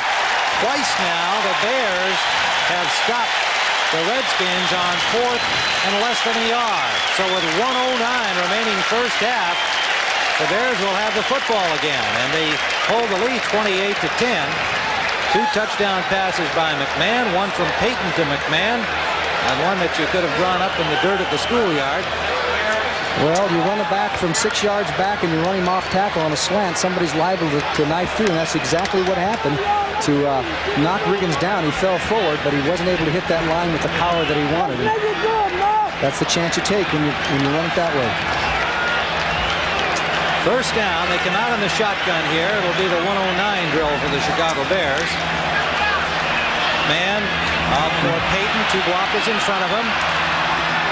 And good defensive work by Darrell Green, number 28, to make the tackle on Payton. The gain will be about 7 yards. It certainly was a good play by Darrell Green. Boy, he had 2 linemen in front of him, and they hit him. He bounced off the hits and still made the tackle as the Bears were in a hurry up. 2nd and 2, under 45 seconds we go. Slot formation right out of the shotgun. Off to Suey this time, and McKinnon gives him a block. Suey picks up an extra couple of yards. Out of bounds near the midfield stripe. 34 seconds remaining. Rich Malott, the man to knock him out, number 57. Well, Darrell Green really has been banged around here and still made the plays. This Matt Suey was the safety valve. He's number 26, and you'll see Darrell Green is out there. He gets a block from Dennis McKinnon, hits Green. There he is. Down he goes, but he's still there forcing, getting up and getting in on the tackle. Darrell Green is playing really a good football game. It's kind of hidden sometimes when you're losing 28-10. 5'8", 170-pounder, the number 1 choice. And as the expression goes, he is a blue chipper. First down, McMahon from midfield. Deep, complete. Ken Marjoram, number 82, first down at the 30-yard line, 27 seconds on the clock. Timeout call by the Bears. Curtis Jordan and rookie Barry Wilburn, 22 and 45, made the tackle. You're going to see Curtis Jordan. He's number 22 at the top of your screen. As Margin gets by the first man is Wilburn. He actually could have gone straight down the field, but he cuts across. Wilburn on the tackle, and here comes Jordan. And this is real close on a late hit right here, folks. There was no penalty called. So there you see the Bears organizing for the next series of plays with 27 seconds remaining first half. And the disaster that has struck Washington here in this first half after a calm 10-0 lead. As I said earlier when I was at practice in Washington on Thursday, they were very calm, very well prepared. And the way they started out in this game, it looked like that they were ready for the Bears offense. Their defense played superbly on the first 2 series. They marched the ball down the field in old Washington style. And I think that people who feared that maybe Theismann was losing something at this stage of his career, 36 years of age, really threw the ball so well in practice that there would not appear to be any concern. And Joe Gibbs, when I asked him about it, he said, hey, his arm is as strong as it was a year ago. There's no worry about his ability or his leadership. However, bad things have happened here. Nightmarish things have happened. Galt's 99-yard kickoff return. The injury to punter Jeff Hayes have really turned this game around in favor of Chicago. McMahon. That is almost intercepted. Intended for McKinnon. The ball was short, and it was Vernon Dean, number 32, who nearly had a chance at the pickoff. I think what happened was he lost his footing just as he was going to make the interception. You see McKinnon down and out. And here comes Vernon Dean. And that would have stopped the Bear drive had he hung on to that ball. And it squirted loose, so the Chicago Bears have 21 seconds as Vernon Dean comes up with a key play. Good coverage by Dean. But again, not the turnover. And that's something that's been a big problem. That's right. They're -10 in turnovers. Only one interception until today. Jordan picked up the second of the season. Out of the shotgun, McMahon. Downfield, he's got McKinnon open. McKinnon makes the catch. The tackle by Dean, number 32, 12 seconds to play, and the Bears threaten again inside the 20 at the 17. Another timeout called by Chicago. Dennis McKinnon is now the leading receiver in the National Football League for yardage-wise. Okay, we're going to get a look at Dennis McKinnon. He is number 85. Goes down the field. They have inside-outside coverage. He takes the jam from Vernon Dean, takes another jam, and then just finds the hole. And that is his biggest capability, is always to find the right spot, and then makes a super catch. He's an undrafted football player, too. You know, the amazing thing about this football game is the Redskins obviously is prepared to stop Walter Payton. How many yards does Payton have? We have to check that out. How many rushing yards does Walter Payton have? Not very many. And that is the changing face of the Chicago Bears, which the Redskins are learning, the Minnesota Vikings are learning, is that they can strike you in different ways. It used to be just Walter Payton's rushing.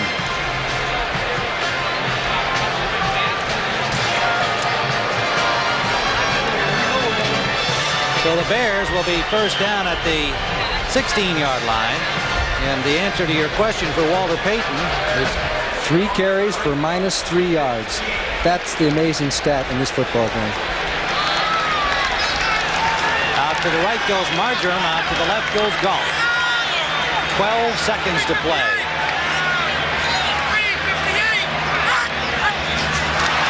Little early movement brings a flag. McMahon incomplete. Miscue there on the pattern between McMahon and Galt, the apparent intended receiver, number 83. Charles Mann had the early charge. Let's see if he was drawn over. The referee Bob Frederick will sort things out with his staff. Defense, number 71, offside. First down will be repeated. And it was Charles Mann. He's at your lower left-hand corner, 71 in the white jersey. Just watch the movement there. And he did it on his own. Didn't seem to be any movement on the Bear offense. They're going to go for the field goal now. So onto the field, Kevin Butler, the rookie from Georgia, their 4th pick this year. Beating out Bob Thomas, the veteran, turned up in San Diego. Butler is 7 for 11 and leads the NFC in points coming into this game with 31. Steve Fuller will hold, and the ball is spotted at the 19-yard line. 29-yard try for Butler right in front of the goal post, and he is good. So the Chicago Bears, with 4 seconds remaining in this first half of play, officially a 28-yard field goal for Kevin Butler, have opened a 31-10 lead over the Redskins. And if you joined us late along the way, Washington led in this game, and impressively so, 10-0 into the early part of the second period. An incredible turnaround, 31 consecutive points by the Chicago Bears. And it will require some heroics by Theismann and company in the second half to get themselves back into this one. And I'm sure Joe Gibbs, as you saw over there discussing the situation, realizes that they have a very difficult situation because the Bears are the best team in the league as far as third down defenses, pass defenses, because they had 72 sacks last year. And when you try and play them from behind, it's very difficult. So they've got a lot of recharting, a lot of things to do in the locker room to come back. It's 31-10. That's 21 points. It's certainly not insurmountable, especially with a guy like Joe Theismann. No matter what anybody says, he's one of the best and one of the smartest quarterbacks. He calls all the individual plays in the huddle. They just signal out the formation. He usually does the rest. He's a sharp quarterback. Butler's Kickoff. Jenkins deep in the end zone, and he will not bring it out. So Washington with 4 seconds will have the ball at the 20-yard line. The Bears and the Rams, the only 2 unbeaten teams coming into today's action. Atlanta playing at Los Angeles today, later this afternoon.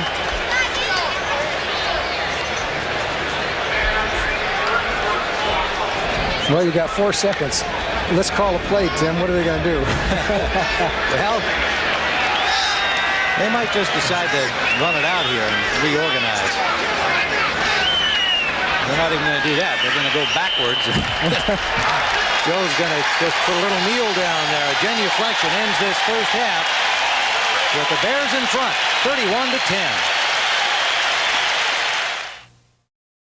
The 31 points for the Bears, the most they've ever scored in a quarter. And as you see the statistics, 166 to 105. And look at the time of possession. Washington almost 19 minutes to only 11 for the Chicago Bears. Yet the score is 31-10, and that's football. So the Bears will kick it off, and you can see the bad news for Washington in that first half of play. Look at the field position they've had. And it has just been all bad news after their early 10-0 lead. So let's see whether Theismann and company can rally. It's short kickoff to Jenkins. He bobbled the ball momentarily, but now gets it up close to the 20-yard line. And Washington will start from there. Well, it'll be interesting to see what the Redskins decided to come up with at halftime. They're down 31-10. That's a big score, but it's not insurmountable. And I think this is a key series. If they could go down, get themselves at least a field goal or more, or better for them would be a touchdown, they would kind of be back in this football game. But to start opening up and trying to throw downfield against the Chicago Bears type of a defense, you're going to be asking for trouble. George Rogers is the starting running back this half. He had 71 yards on 9 carries in the first half. Play action, fake to him. It's off to Muhammad. Muhammad is hit immediately, but picks up maybe 8 yards on the play. Leslie Frazier, number 21, on the tackle.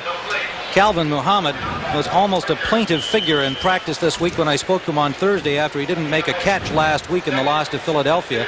I said, Calvin, what did you do after the game? He's quite an outstanding musician and composer. He said, I went home and picked up the horn and started to write. And I wrote a song in 2 or 3 days, and I felt a whole lot better. And he feels that he's ready for a big game today, but the Redskins haven't had a chance to get to him. Second down, long 2, sideliner. Right on the money, complete to Didier. What a catch by Clint Didier. He gets up and runs to the end zone, but they ruled him down. The Redskins protesting that the Bear defenders had not laid a glove on him. But Didier made a beautiful catch of a perfect pass. 27-yard gain. And he certainly did, and Theismann put it right there. But notice the key here was who was covering Didier. You can see number 50, Singletary, and at number 58, Wilbur Marshall, 2 linebackers covering basically a wideout in Clint Didier. Now that's the kind of defenses you'll get from the Chicago Bears. 50 and 58 covering 30 yards down the field. Well, and it did show on the replay that Marshall had a hand on Didier, and that's really all you need for the officials to rule it down. Although Didier tried to stretch it into a touchdown, naturally, but it's first down, Washington. Didier comes out, Rick Walker comes in. The give is to Rogers. He's tripped up behind the line of scrimmage by Mike Singletary and fell forward for maybe a gain of a yard. Singletary, number 50, the 5-year man from Baylor. 19 tackles, 3 sacks, and an interception in the first 3 games for Chicago. And 16 broken helmets in college football. He broke 16 helmets. He used to keep track of them. I wonder if McMahon has broken any helmets with his headbutting act here that he does with his offensive line mates and the wide receivers. So it's a half-yard gain for Washington. Slot formation left. They come out on the I. And they give to Rogers again, hit behind the line by Singletary. And then Richard Dent made sure he got no farther, and he'll wind up with maybe a gain of another yard. So it'll be 3rd and long, and Joe Gibbs said, you know, this has been part of our problem. We've got to make something happen on first down. Use our runners to get ourselves 5 or 6 yards. We're putting the pressure on ourselves on 2nd and 3rd and long. Okay, let's watch Singletary. He's the guy that gets in and jams it up right away. Number 50 just finds the gap, comes to, jams up the blocking, and makes the tackle. 3 wide receivers. In motion is rookie Gary Clark. Blitz. Sideline. Incomplete. Intended for Muhammad, number 89, and they went to that same pass on the blitz before with Richardson on the coverage. Theismann having to hurry that throw. Couldn't get it to Muhammad. You see how the Bears differ as the Redskins, usually when they're behind or a team faces somebody, a defense, when you're ahead 21 points, you drop everybody off, you don't blitz, you give them the short passes and try and stretch out and win the ball game that way. The Bears keep blitzing everybody. Jay Schrader is in to punt again, his second punt since replacing Theismann, who replaced Hayes. A bad snap. Nicely fielded, and a good job by Schrader. The ball bounces into the end zone, and it'll be a touchback. But credit to that youngster from UCLA who had to field the snap and still managed to nearly knock the ball out of bounds before it went into the end zone. Bears in front, 31-10.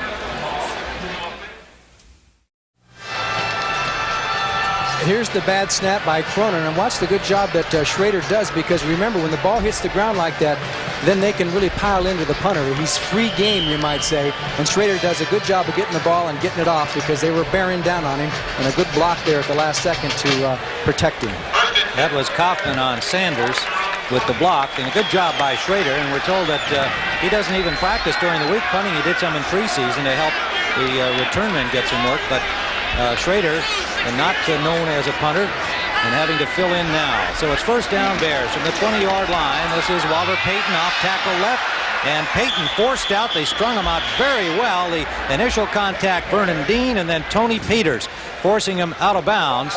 And Payton starts this second half at -3, Johnny. That's unbelievable for a man who has gained over 13,000 yards, the all-time rusher in the National Football League. And that time Vernon Dean came up and knocked him out of bounds. So it is a gain of about a yard for Payton. Payton has had that sore. He's got a sore rib, kind of, and he's had to take some Novocaine shots to kind of deaden the pain. So he's not at 100%. Second down. Up the middle, it's complete to the tight end, Moorhead, and Moorhead has a Bears first down. Tripped up by Kaufman, but not before he got to the 36-yard line of the Bears. 14-yard gain. Emory Moorhead is a kind of delays. He kind of fools around and then delays after he gets up off the ground and makes the grab before Malott makes the tackle. Okay, let's take a look at. Watch it that. There's the block. He got down on the ground, got himself up, and went out on a delay, a planned play, as Emory Moorhead does something for the tight ends. Mostly it's been wide receivers for Chicago. First down Bears in the wide pro set. Payton and Suey. Flare out to Moorhead. Moorhead hauled down from behind by the safety by Vernon Dean, number 32. And it'll be close to a first down. He'll be short, it looks like, by about maybe a yard or less. 2 consecutive plays to Emory Moorhead. And there's Big Emory, the man from Colorado. Came up as a running back into the pros. Turned into a fine tight end. Dexter Manley's never going to live that down. Not in Chicago. Not in Chicago, he won't. Well, you know, those things are said in the heat of battle. It was right after the game last week, the tough loss against the Eagles. It was a Chicago writer who asked him the question, and he has since said, hey, I didn't really mean it that way, folks, but I did say it. Suey is stacked up by Olkowitz, trying to get the first down yardage, see what forward progress produces. Neil Olkowitz, the middle linebacker, number 52. You see Kaufman there on the bottom of your screen, a little extra pad on the top of the collar that he wears. That's because he has a pinched nerve in his neck, and he missed last week's game against the Eagles. He was ready to play this week, and that was fortunate because Monty Coleman, his backup, suffered a hamstring pull in the Eagles game, and he's on injured reserve. Yeah, they're going to miss Coleman a lot. First down for the Bears from their own 47. In motion is Suey, the fullback, off the wing. Pitch to Payton. Payton dances through tacklers, gets to the 50 for a gain of about 3 yards. And I talked to Walter yesterday at the Bears practice, and asked him about those ribs, and he said it really hurts most when I'm bent over because the cartilage between the ribs were stretched. And he said, I really feel a lot better today than I have since that injury, which occurred back in the Tampa Bay game, the opening game of the season. Of course, he always says, oh, I'm fine. I'm 100%. You know what he was practicing? What Theismann and Schrader should have been practicing, the way things had turned out. He was punting, which he often does at Bears practices. He knocked off a couple of 45-yarders very casually and then went into the locker room. So they've got a backup putter. Second down. McMahon forced from the pocket. Has the first down yardage, diving into the 40-yard line of Washington.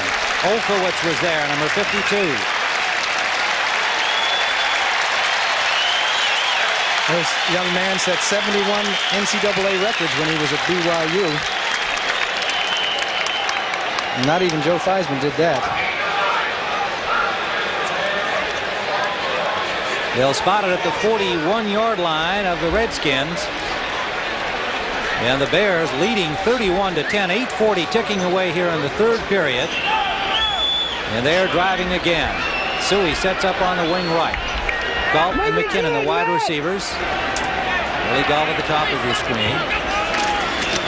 Payton inside, little stutter step, and he has hit. Good play by the defensive front of the Washington Redskins. Good play by Dave Butts there as he came across the line of scrimmage and kind of jammed things up. He's going against Tom Thayer, who was a fill-in for Kurt Becker, the right guard of the Chicago Bears. And Dave Butts, you don't get too many yards up the middle on him, number 65. He did a super job. Weighs over 300 pounds. 35 years of age, a 13-year man from Purdue. Many observers think that these first 3 games of the year, Butts has played as well as he ever has. And got all of that experience and using it well. Second down and 7. Play action fake to Payton. McMahon, a wobbler to McKinnon, complete. Breaks a tackle. And McKinnon takes on Darrell Green, who holds him down, but he's at the 16-yard line. Well, that one wasn't pretty, but it was effective.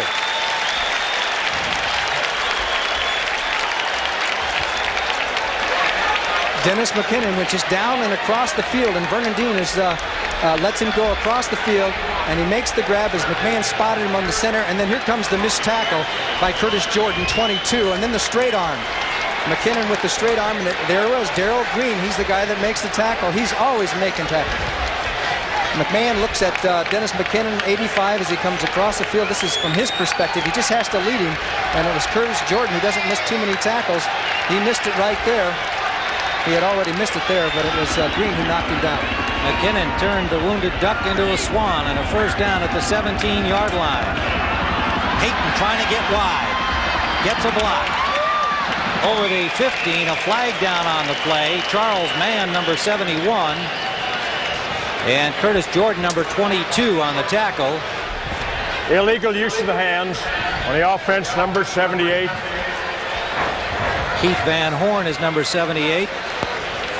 And it will be a repeat of first down. It'll be 1st and 20.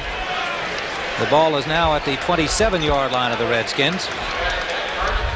We have 6:24 remaining here in this third period of play on a perfect afternoon for football. It's been perfect for McMahon and company, and less so for the visiting Redskins.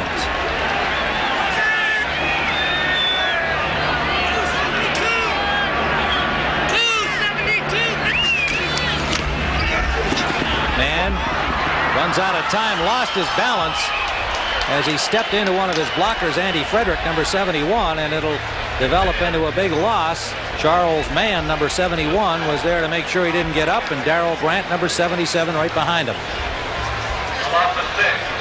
Good pass rush by the Redskins. As you can see that the Bears' pattern remains to be to throw on first down. That was a first down pass, and one of the reasons, obviously, is that they have Olkowitz and people who are stronger against the run on the first down situation rather than in the passing situation.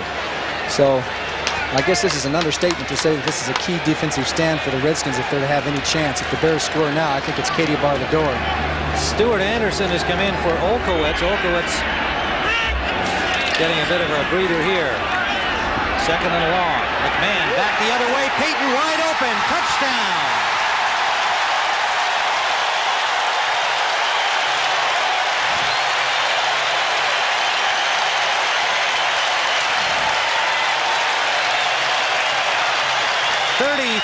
yards. McMahon to Payton, returning the favor of Payton's touchdown pass to him. Now Payton goes out of the backfield off to the left of your screen. McMahon rolls back the other way. Now Stuart Anderson's got to cover in 58. And notice the presence of mind of Payton. He has to concentrate on the ball, and then he has to make a move right here to avoid the tackle by Darrell Green, and goes in for the touchdown. Boy, the Bears are playing like magic these days. First touchdown of the season for the great one, Walter Payton. And it comes via the pass, as the Redskins have shut down his running today. But they cannot shut down the Bears' pass offense. Butler with a point after. 5:23 remaining third period. The unbeaten Chicago Bears 38, the Redskins 10.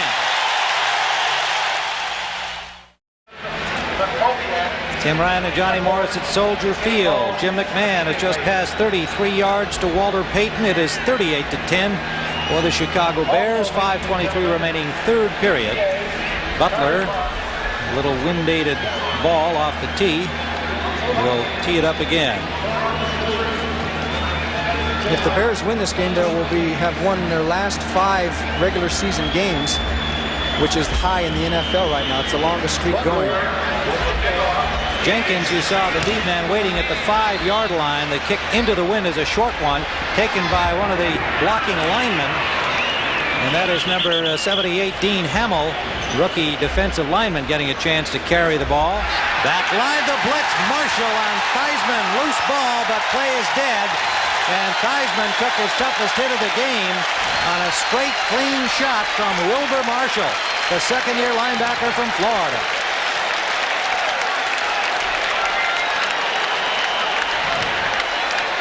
Wilbur Marshall's number 58. You'll see him coming to the bottom of your screen. He gets through, nobody to block. Jacoby didn't know who to block, whether to block Dent or Wilbur Marshall. And Wilbur Marshall got through slick and clean on Joe Theismann. So they're confusing there was nobody coming from the backfield to help out, and there were just too many men coming in. Keith Griffin comes in on 2nd and 17. Here they come again. Deep sideline, and again, Theismann just flung that up there against the blitz, intended for Calvin Muhammad. The third time they've tried to do that in that circumstance, and it has failed all 3 times. Third down here in Chicago. Washington is 4 of 11 on third downs, and they've got a 3rd and long on their own end. Theismann gets some time, and he's got Didier. Didier with a first down over midfield. Theismann standing in there. Didier getting clear, and the ball on the money for a 26-yard gain. Fensick made the tackle. Good play by Theismann, because only a 4-man rush. You see the linebackers dropping off, 50 Singletary. Theismann held his ground and then fired. That ball got there in a second as Didier found the open spot and made a nice play. Washington got out of a hole. Good play by Joe Theismann. He's spotted Didier. First down, Washington from the Bears' 49-yard line. 4:04 counting down third period. Slot formation left. Rodgers again with that big hole off right tackle, picks up close to 9 yards. Wilbur Marshall and Gary Fensick combine on the stop. And that has been the bread and butter play for Rodgers today. Out the right side behind Mark May. Johnny, is that the one where they're pulling those backside linemen around again? You bet, and it's Rodgers who's doing the running. We haven't seen John Riggins all that much the past couple of quarters of this football game. Rodgers had 71 yards in the first half, including a couple of good long gainers. So, as Joe Gibbs told us, he'd go with a hot hand.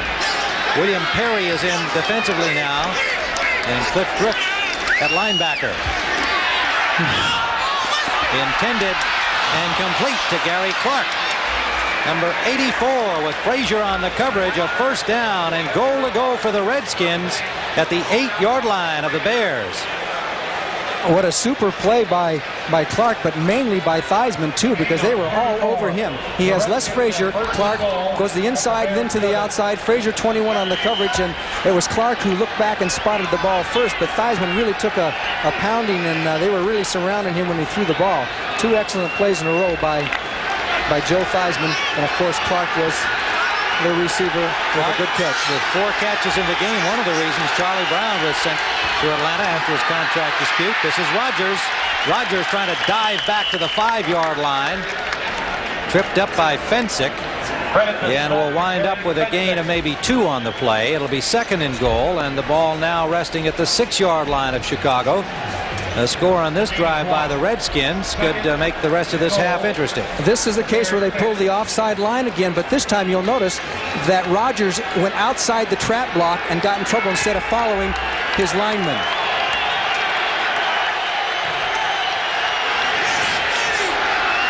So it is 2nd and goal.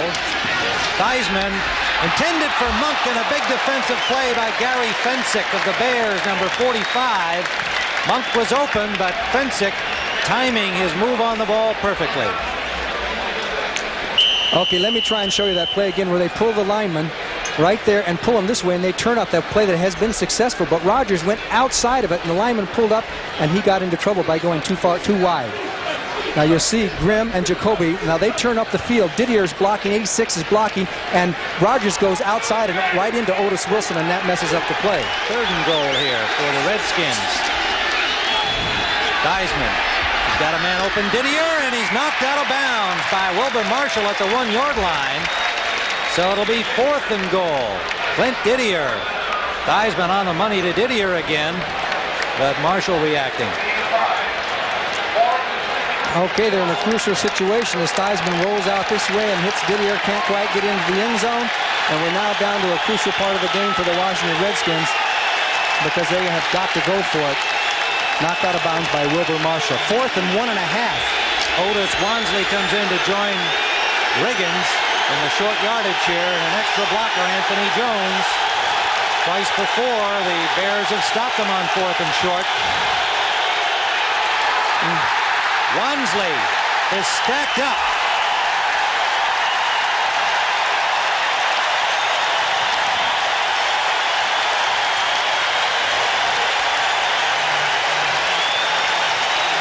Three times the Chicago Bears have stopped the Redskins in that 4th and short, and that one the biggest of the day for the Redskins. They were at the 1-yard line trying to close this margin, but with 1:37 left, 3rd period, it remains 38-10. Tim Ryan and Johnny Morris, where we see the score 38-10, and the Redskins 2 out of 7 on 4th down and 0 for 3 today. The Bears start from their 1. McMahon in the end zone. Goes deep, and flags are everywhere. Incomplete pass intended for Willie Gault. They're going to call Darrell Green for pass interference. Gault ran a hitch and goal, and Green was beaten on the play, and he grabbed him and knocked him off stride, or it would have been a touchdown pass. Holding is the call, the defensive holding, and we'll get it officially from our referee, Bob Frederick, in a moment. Well, something's... Defensive holding, number 28. Your 1st and 10. A 1st down pass. He figured Gault was going to go for the short hitch. Now watch 28 come and react to the hitch. He's going to go for that big hit, and he's going the wrong way. He takes a grab of Willie Gault to slow him off stride, so there was no chance for the completion. So Willie Gault and the Bears throwing on 1st down out of their own end zone. Well, that moves him up to the 12-yard line, 1st down. Wide pro set. Give us to Suey. And the Redskins have a clean shot at him as he ran behind Thayer and Van Horn, and it was Hamill who's in now for Dave Butts at left defensive tackle, number 78, making the stop. He's a rookie from Tulsa, their 10th pick in the 1985 draft. We haven't had any word on Dave Butts in terms of an injury. We'll try and check that for you, but Hamill getting some time. No, he got some time right there. He looked like Dave Butts there. He really jammed that play up. Gain of a yard, 2nd and 9. Slot formation left for the Bears. McMahon, who has been Magic McMahon today, from the goal line. Lobs it up for McKinnon, a diving try, incomplete. 3rd down and 9 here. The ball at the 8-yard line of the Chicago Bears. He'll go to the shotgun. McKinnon in the slot left. Marjoram, the third wide receiver.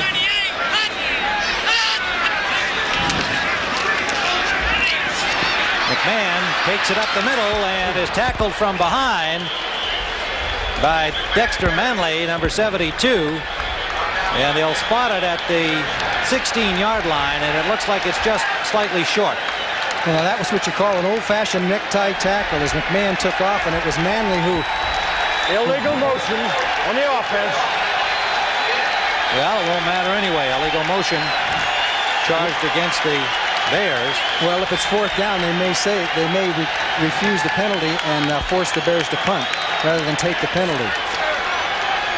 So that's what they're doing. They're going to ask for a measurement, and if it's fourth down, they figure the Bears wouldn't try and get first down from the 17-yard line.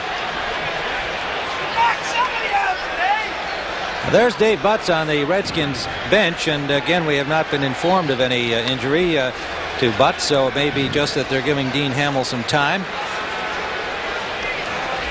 How'd you like to pick Dave Butts as a free agent, huh? Well, that was after a contract dispute with the Cardinals back a long time ago, and well, what an acquisition he turned out to be for the Redskins. It's fourth down, so now it's up to the Redskins to say, hey, we refuse the penalty and take the chance that the Bears won't go for it on fourth down, or they could put the Bears way back on their goal line but be on third down. So that's the decision that Joe Gibbs is, he wants a timeout. He wants to think about it a little while. Now there's the decline. He says decline. Did he call for timeout or not?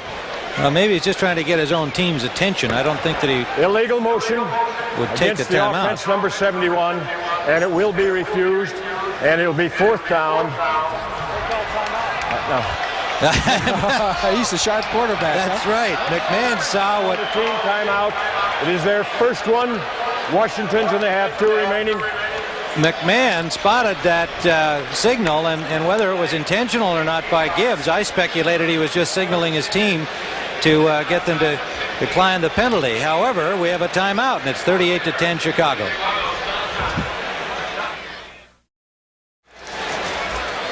Tim Ryan and Johnny Morris back at Soldier Field. Joe Gibbs is looking at the play charts there and hoping to get a chance to use enough of them to somehow get things reversed. Remember, the Bears scored 31 points in 1 quarter the second period, so he's got to believe the Redskins can do the same, and they'll be getting the ball back. There's Joe, says, give me a peek at that list. I want to find some new plays. Ken Jenkins awaiting the punt from Maury Buford. Gibbs said all the right things before this game. He said the Bears are a great team. They're having a great year. Everything was great about them. And so far, the Bears are making him a profit. High punt caught up in the wind. Fair catch signaled. Jenkins comes down with it at the 45-yard line. A flag down upfield near the line of scrimmage. Good field position if it stays where it is in Bear territory.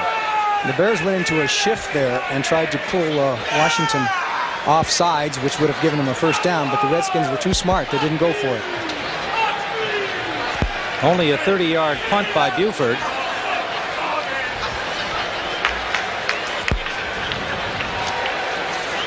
And the penalty is going to be against the Redskins. It looks like holding on the play. Offensive holding on the kick return team. Post-possession foul. And it will be a first down and 10 after the 10-yard penalty.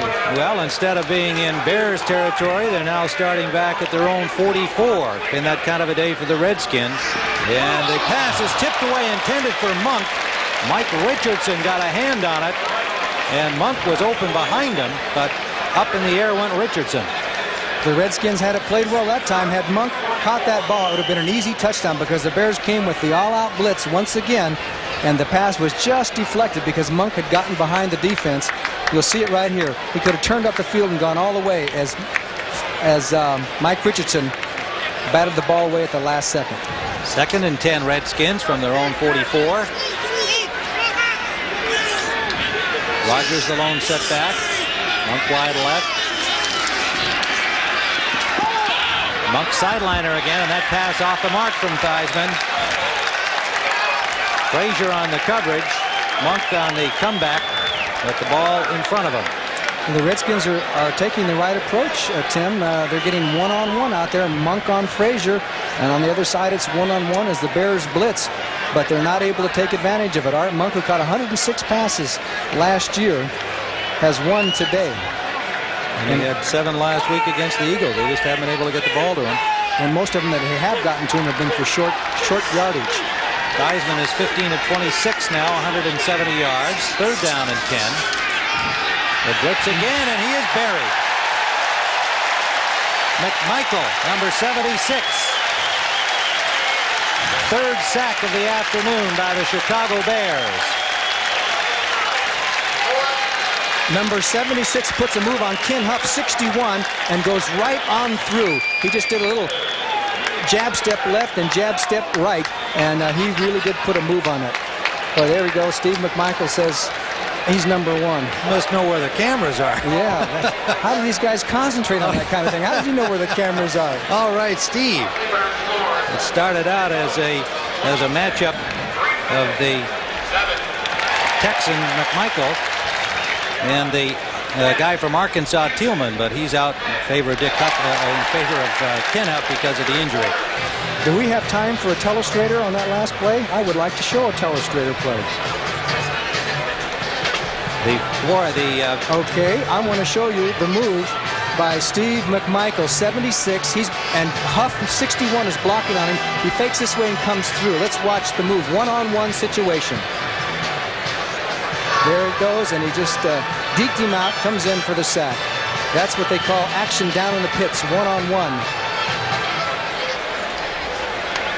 So Washington will punt as we see Steve McMichael talking upstairs to the defensive staff. And it'll be Schrader again. And another low snap, fielded well once more, and a good kick by Schrader. Ken Taylor at the 26-yard line for Chicago. And he is tackled at the 35 of the Bears. And it is Greg Williams, number 47, on the stop. That's the end of the 3rd quarter with the score. The Bears 38, Washington 10. Tim Ryan with Johnny Morris back alongside Lake Michigan at Soldier Field, where the Chicago Bears have just dominated Washington.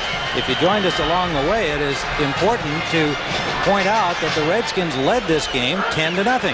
And we see at least one bare-chested fan out there on this gorgeous afternoon in Chicago. The Skins' 10-0 lead went into the early minutes of the 2nd period.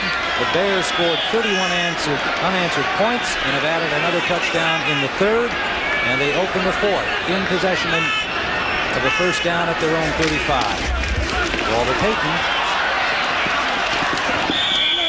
Payton slides for about 3. Tackled from behind by Tony Peters. You know, one thing about this Washington loss, it's not as bad as it appears score-wise. There were a couple, 3 things that happened very quickly that kind of turned this game around. I know the Redskins are in trouble. They're going to be 1-3 going back to Washington where they're used to winning. But Joe Gibbs' teams have come out of it before. They're used to winning in Washington. It all started with George Allen back in '71. Remember that? God, he went 9-4. I've got it written down here. 11-3, 10-4, 10-4. Washington fans have become used to winning. And so it'll be a little bit hot for the football team back there next week.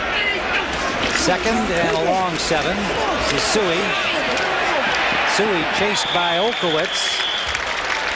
Short of the 1st down by about a yard. He got to the 44-yard line. Matt Suey, and there is Steve Fuller, the Bears backup quarterback, warming up on the sidelines, and he remembers the Redskins well because he went the distance in that playoff game last year with McMahon out with his kidney injury. Fuller was the game-winning quarterback. I think Mike Ditka would like to get Steve Fuller in this football game because he was yanked when they brought McMahon in, and they've talked about his confidence and all that kind of thing. He would like to get Fuller in here and have a little bit of success. Fuller was the starter last week against Minnesota with McMahon hurt. McMahon, of course, well documented by now, came in to throw 3 touchdown passes for the win.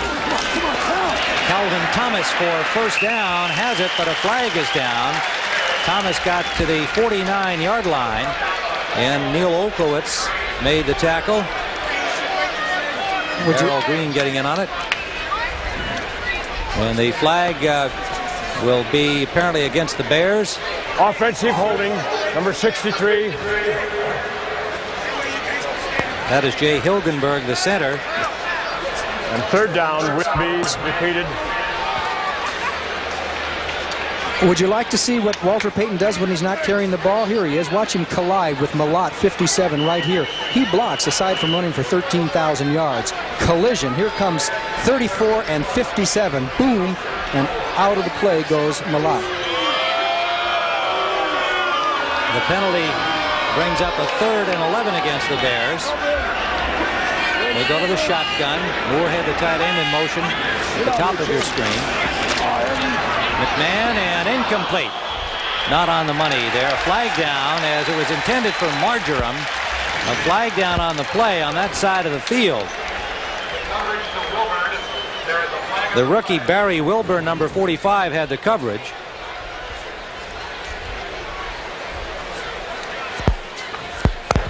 Offensive pass interference, number 82. The penalty will be declined. So Marjoram charged with fourth down. Marjoram charged with pushing off Wilburn, and so it'll be 4th down as Washington wants the football, of course, and Buford comes on for the Bears. That's one of the things that receivers will always argue about. When a defender comes up and jams him right in the face, he thinks that he should be able to push off. Well, the rules say you can't do that. So Buford will stand at his 20, and Ken Jenkins awaiting it at the 23-yard line of the Redskins. Punt with the win by Buford backs Jenkins to the 15. And now Jenkins finds a good hole and runs it up over the 35 to the 37-yard line. Good return by Ken Jenkins. Matt Suey making the tackle for Chicago. 12:43 remaining regulation time. Bears 38, Washington 10. Tim Ryan with Johnny Morris, where the Bears holding a 38-10 lead, 31 points in the second period. 12:43 remaining as we are just underway in the 4th quarter. And it'll be Washington football on their own 37. And we note on the scoreboard that Detroit now leads the winless Buccaneers 23-9 in the 4th period. The Lions trying to get to 3-1. And the Bucs looking for their first victory under Lehman Bennett. First down, Redskins. Theismann complete. Art Monk hit right at the 40-yard line by Leslie Frazier, Richardson, pardon me, 27. Mike Richardson. No big plays from the pass offense, and that's something that's been missing through the first 3 games of the season for the Redskins. Remember, of course, they were 1-2 last year and went on to a playoff spot with 11-5. Play action, and that pass, a bad one by Theismann, intended for Monk, and bounced in front of him. Joe not happy with himself on that throw. These teams have played each other since 1937. The Bears lead the series 19 games to 11 with 1 tie throughout the years. Mike Ditka now will be 19 of his last 26 regular season games the Bears have won. Of course, Joe Gibbs has a pretty good record, I'd say, in his few years with the Redskins after going 0-5, remember? At 42-18 in regular season play. 3rd down and 7, and Bears all over the place, and there's Richard Dent getting familiar with Joe Theismann again. But that was a little bit early. We should have turned the music on for a little waltz or minuet. Tennessee waltz from Mr. Dent from Tennessee State. Well, let's see if they were. Doesn't look like start. there was a false start. Offense. Ken Huff was called for the false start. Richard Dent, who led the NFC in sacks last year with 17 and a half. Down. We haven't seen all that much from Dexter Manley today. He was 4th in the NFC in sacks last year. Yeah, and he's the current leader coming into the game with 5.5.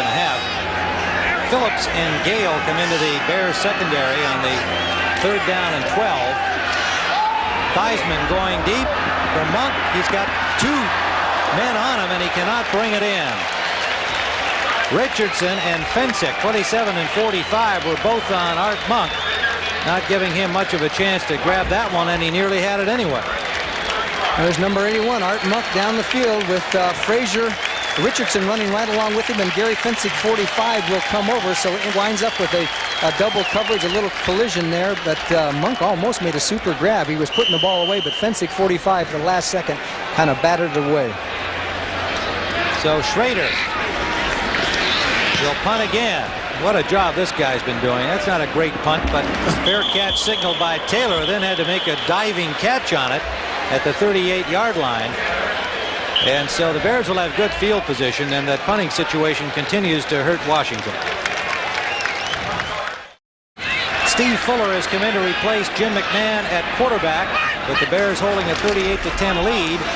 And Dennis Gentry on the handoff. The Redskins all over him. Gentry, on his first carry of the game, suffers about a 3-yard loss. Good play by Darryl Grant that time as he jammed up Mark Bortz. There's Jim McMahon's stats: 13 of 19, 160 yards, 3 touchdowns, 1 interception, also a touchdown reception. Oh, he did. Was that a reception on the end there? Or I said INT, but that was a reception. Oh, he had 1 interception and 1 reception. Yeah, he did something wrong today. He had a pass intercepted. He also made sure that Washington was charged with a timeout when Joe Gibbs signaled it in. Another typical day at the office for Magic McMahon. 2nd and 13. Play action, Fuller. Reitman, the tight end, makes the catch.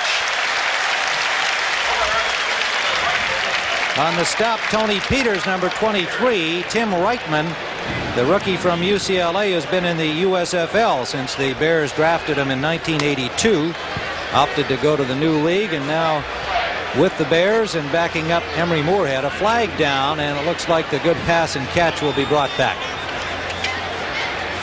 Interesting statistic here on Walter Payton, who is now out of the game. He had 7 carries today for 6 yards. Offensive holding, number 57. Tom Thayer. 7 carries for 6 yards. So the second down Chicago will be Bears repeated. Chicago Bears have won this football game without that much, at least on the rushing game, from Walter Payton. The Bears had decided to attack the one-on-one coverage that you get a lot from the Washington Redskins. They came out throwing, and that's usually against the trend. Usually a winning team has somebody that rushes for 100 yards or 50, or Payton does something big in the rushing game.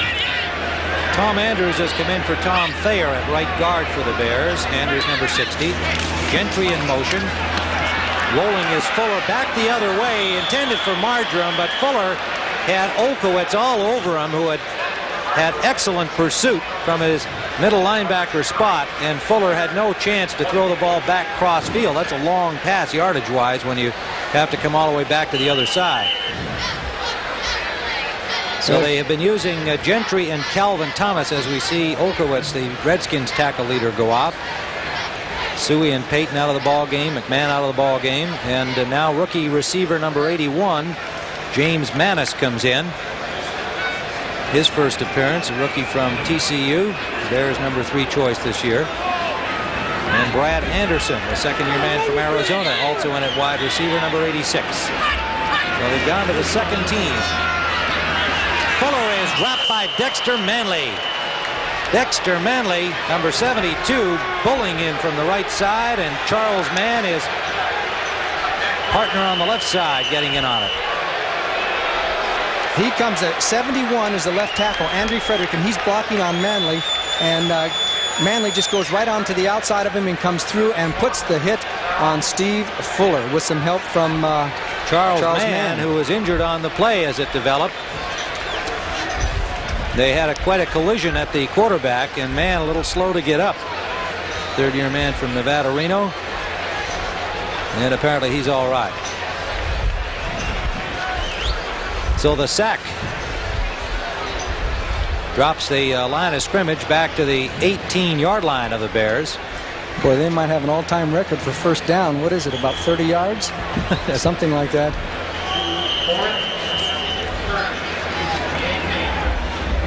They started up at their own 39. They've gone backwards effectively here. Buford into punt. Jenkins awaiting it for the Skins. High, deep punt by Buford. Jenkins dropped the ball and now will just cover it at the 35-yard line. So the Redskins will start from there. Reasonably good field position.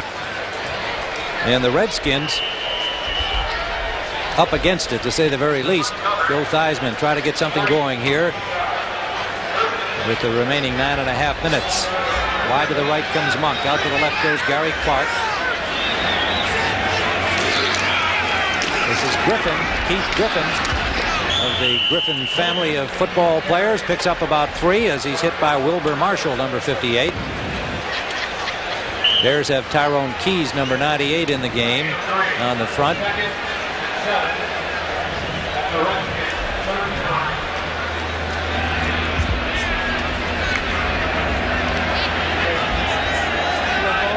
Hampton, Keys, McMichael, and Dent, the front 4 for the Chicago Bears. Skins come out in the I formation. This is Griffin again. Keith Griffin, he's got a hole, runs hard, and has a first down at midfield. Griffin, the second-year man from Miami. Fensick and Richardson combined to stop him, but it's a first down Redskins after the 11-yard pickup. He's come on very well for the Redskins. Last year he had some problems with fumbles later in the season, but this year he's come on, and especially in third down situations, and has run very well. He's going to be a good football player for the Washington Redskins. He's kind of taken the role that Joe Washington had quite a bit. Well, that's right. They let Washington go to Atlanta. And Griffin takes it outside with Fensick in pursuit, and Griffin another first down. Well, they're moving right down the field via the run. It appeared that, hey, they're going to run the ball and let's get this football game over with, but they had a purpose in their meaning, or meaning in their purpose, or whatever way you want to say it. But they decided they just couldn't throw the ball all that much against those weird Chicago Bear defenses, and they're making the running game go. However, it's eating the clock. It's 8:14 left in the game now.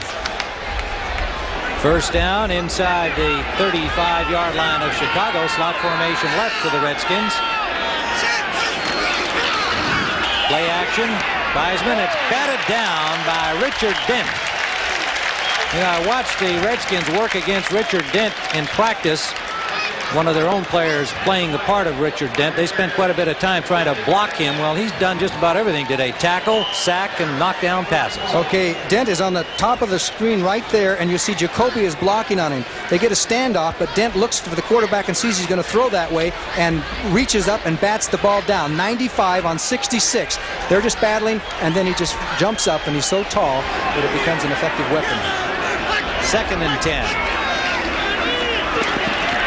Theismann gets it off. Incomplete, intended for Monk. Again, pressure on the quarterback. A hurried throw. And the ball off the mark. 3rd and 10.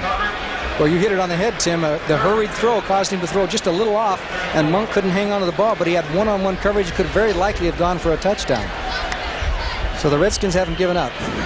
Monk is just dangerous all of the time, no matter where he is on the field. Acrobatic receiver, and then has that great speed once he's got the ball.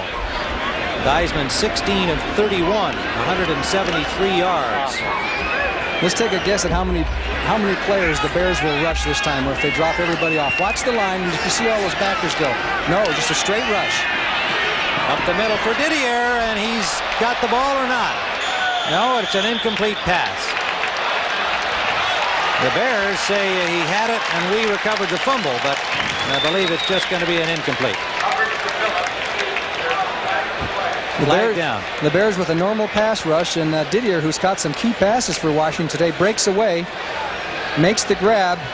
Let's see, what a super grab, and then down, loses the ball. But either way, the Redskins lose out on this, because if he fumbled, it would have been, if the ball got loose, it would have been Chicago's ball. The flag down on the play is apparently against the Redskins. So it's a moot point, right? Yeah, it was in the backfield. Here's the call. Or not. Evidently not. Must have been what they call an inadvertent flag. So it's 4th down. And 23 penalties, 10 of them today for the Redskins, as they have hurt themselves in several ways, and the Bears have hurt them even more so. 4th down.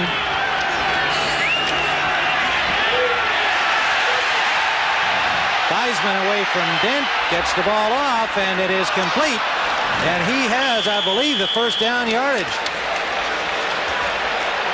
We'll see where they spot the ball. Yes, he does. Joe Theismann shows some of his maneuverability here as he gets away from Steve McMichael. Then Tyrone Keys, 98, is bearing down on him, and Richard Dent, 95. He throws the ball and then takes a hit from both players. And Warren grabs the ball and then is forced back, but I think he had gone far enough forward to get the first down. And Theismann was complaining about the hit after he released the ball. The defenders will say that they were in motion before he got rid of the ball. What do you think at home? I'd say there was another stride by Dent that he may have been able to elude Theismann on that play. But the Redskins got the first down.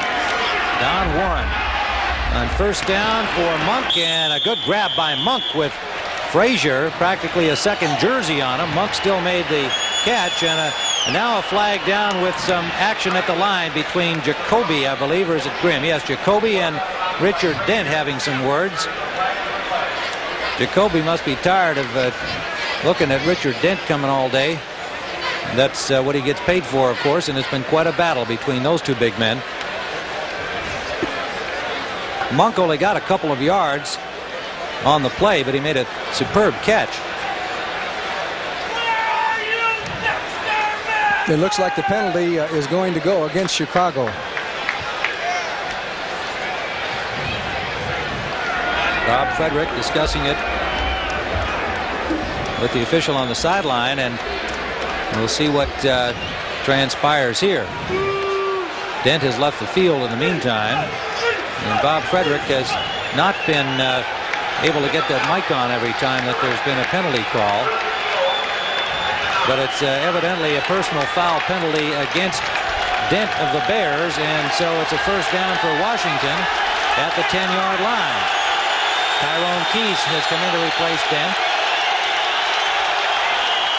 The crowd aroused here now, and a perfect strike to Monk to the 5-yard line.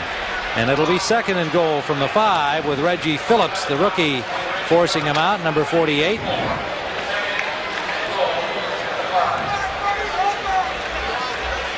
There's Gary Clark in the end zone, says, throw me the ball, throw me the ball. But that happens a lot of times.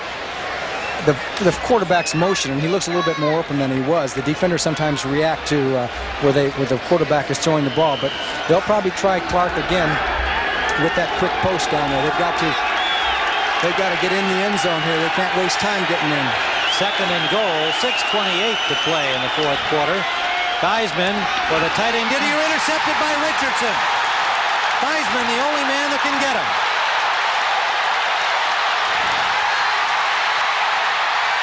Theismann got a piece of him, and he stopped at the 1-yard line.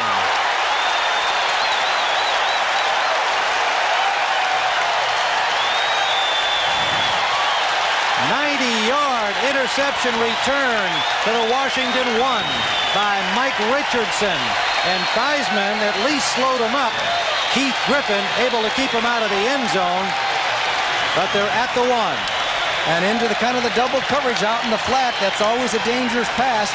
As you can see, Richardson comes in. The ball hit Didier, but it just juggled up in the air, and Richardson took off, and then it was a race between Joe Theismann and Richardson. And Richardson put a good move, but Theismann did slow him down and force him to cut back so that there was pursuit from the backside.